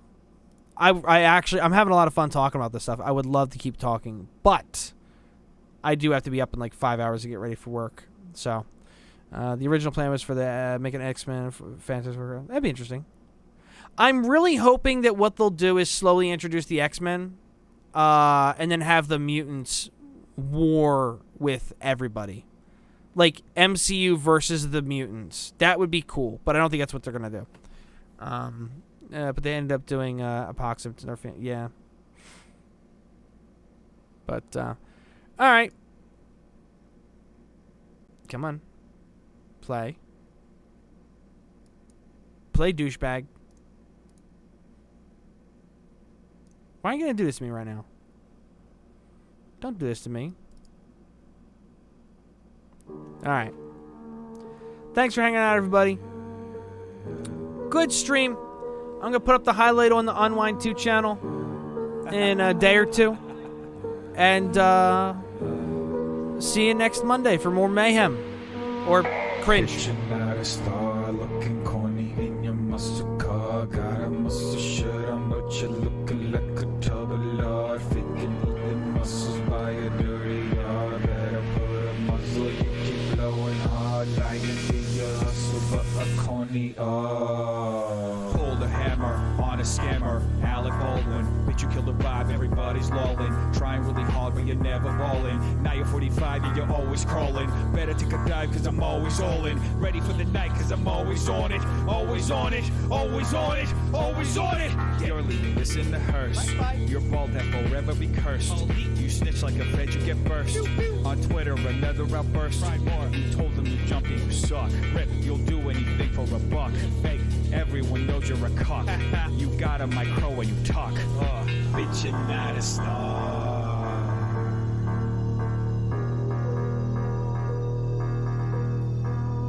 Bitch, you're not a star.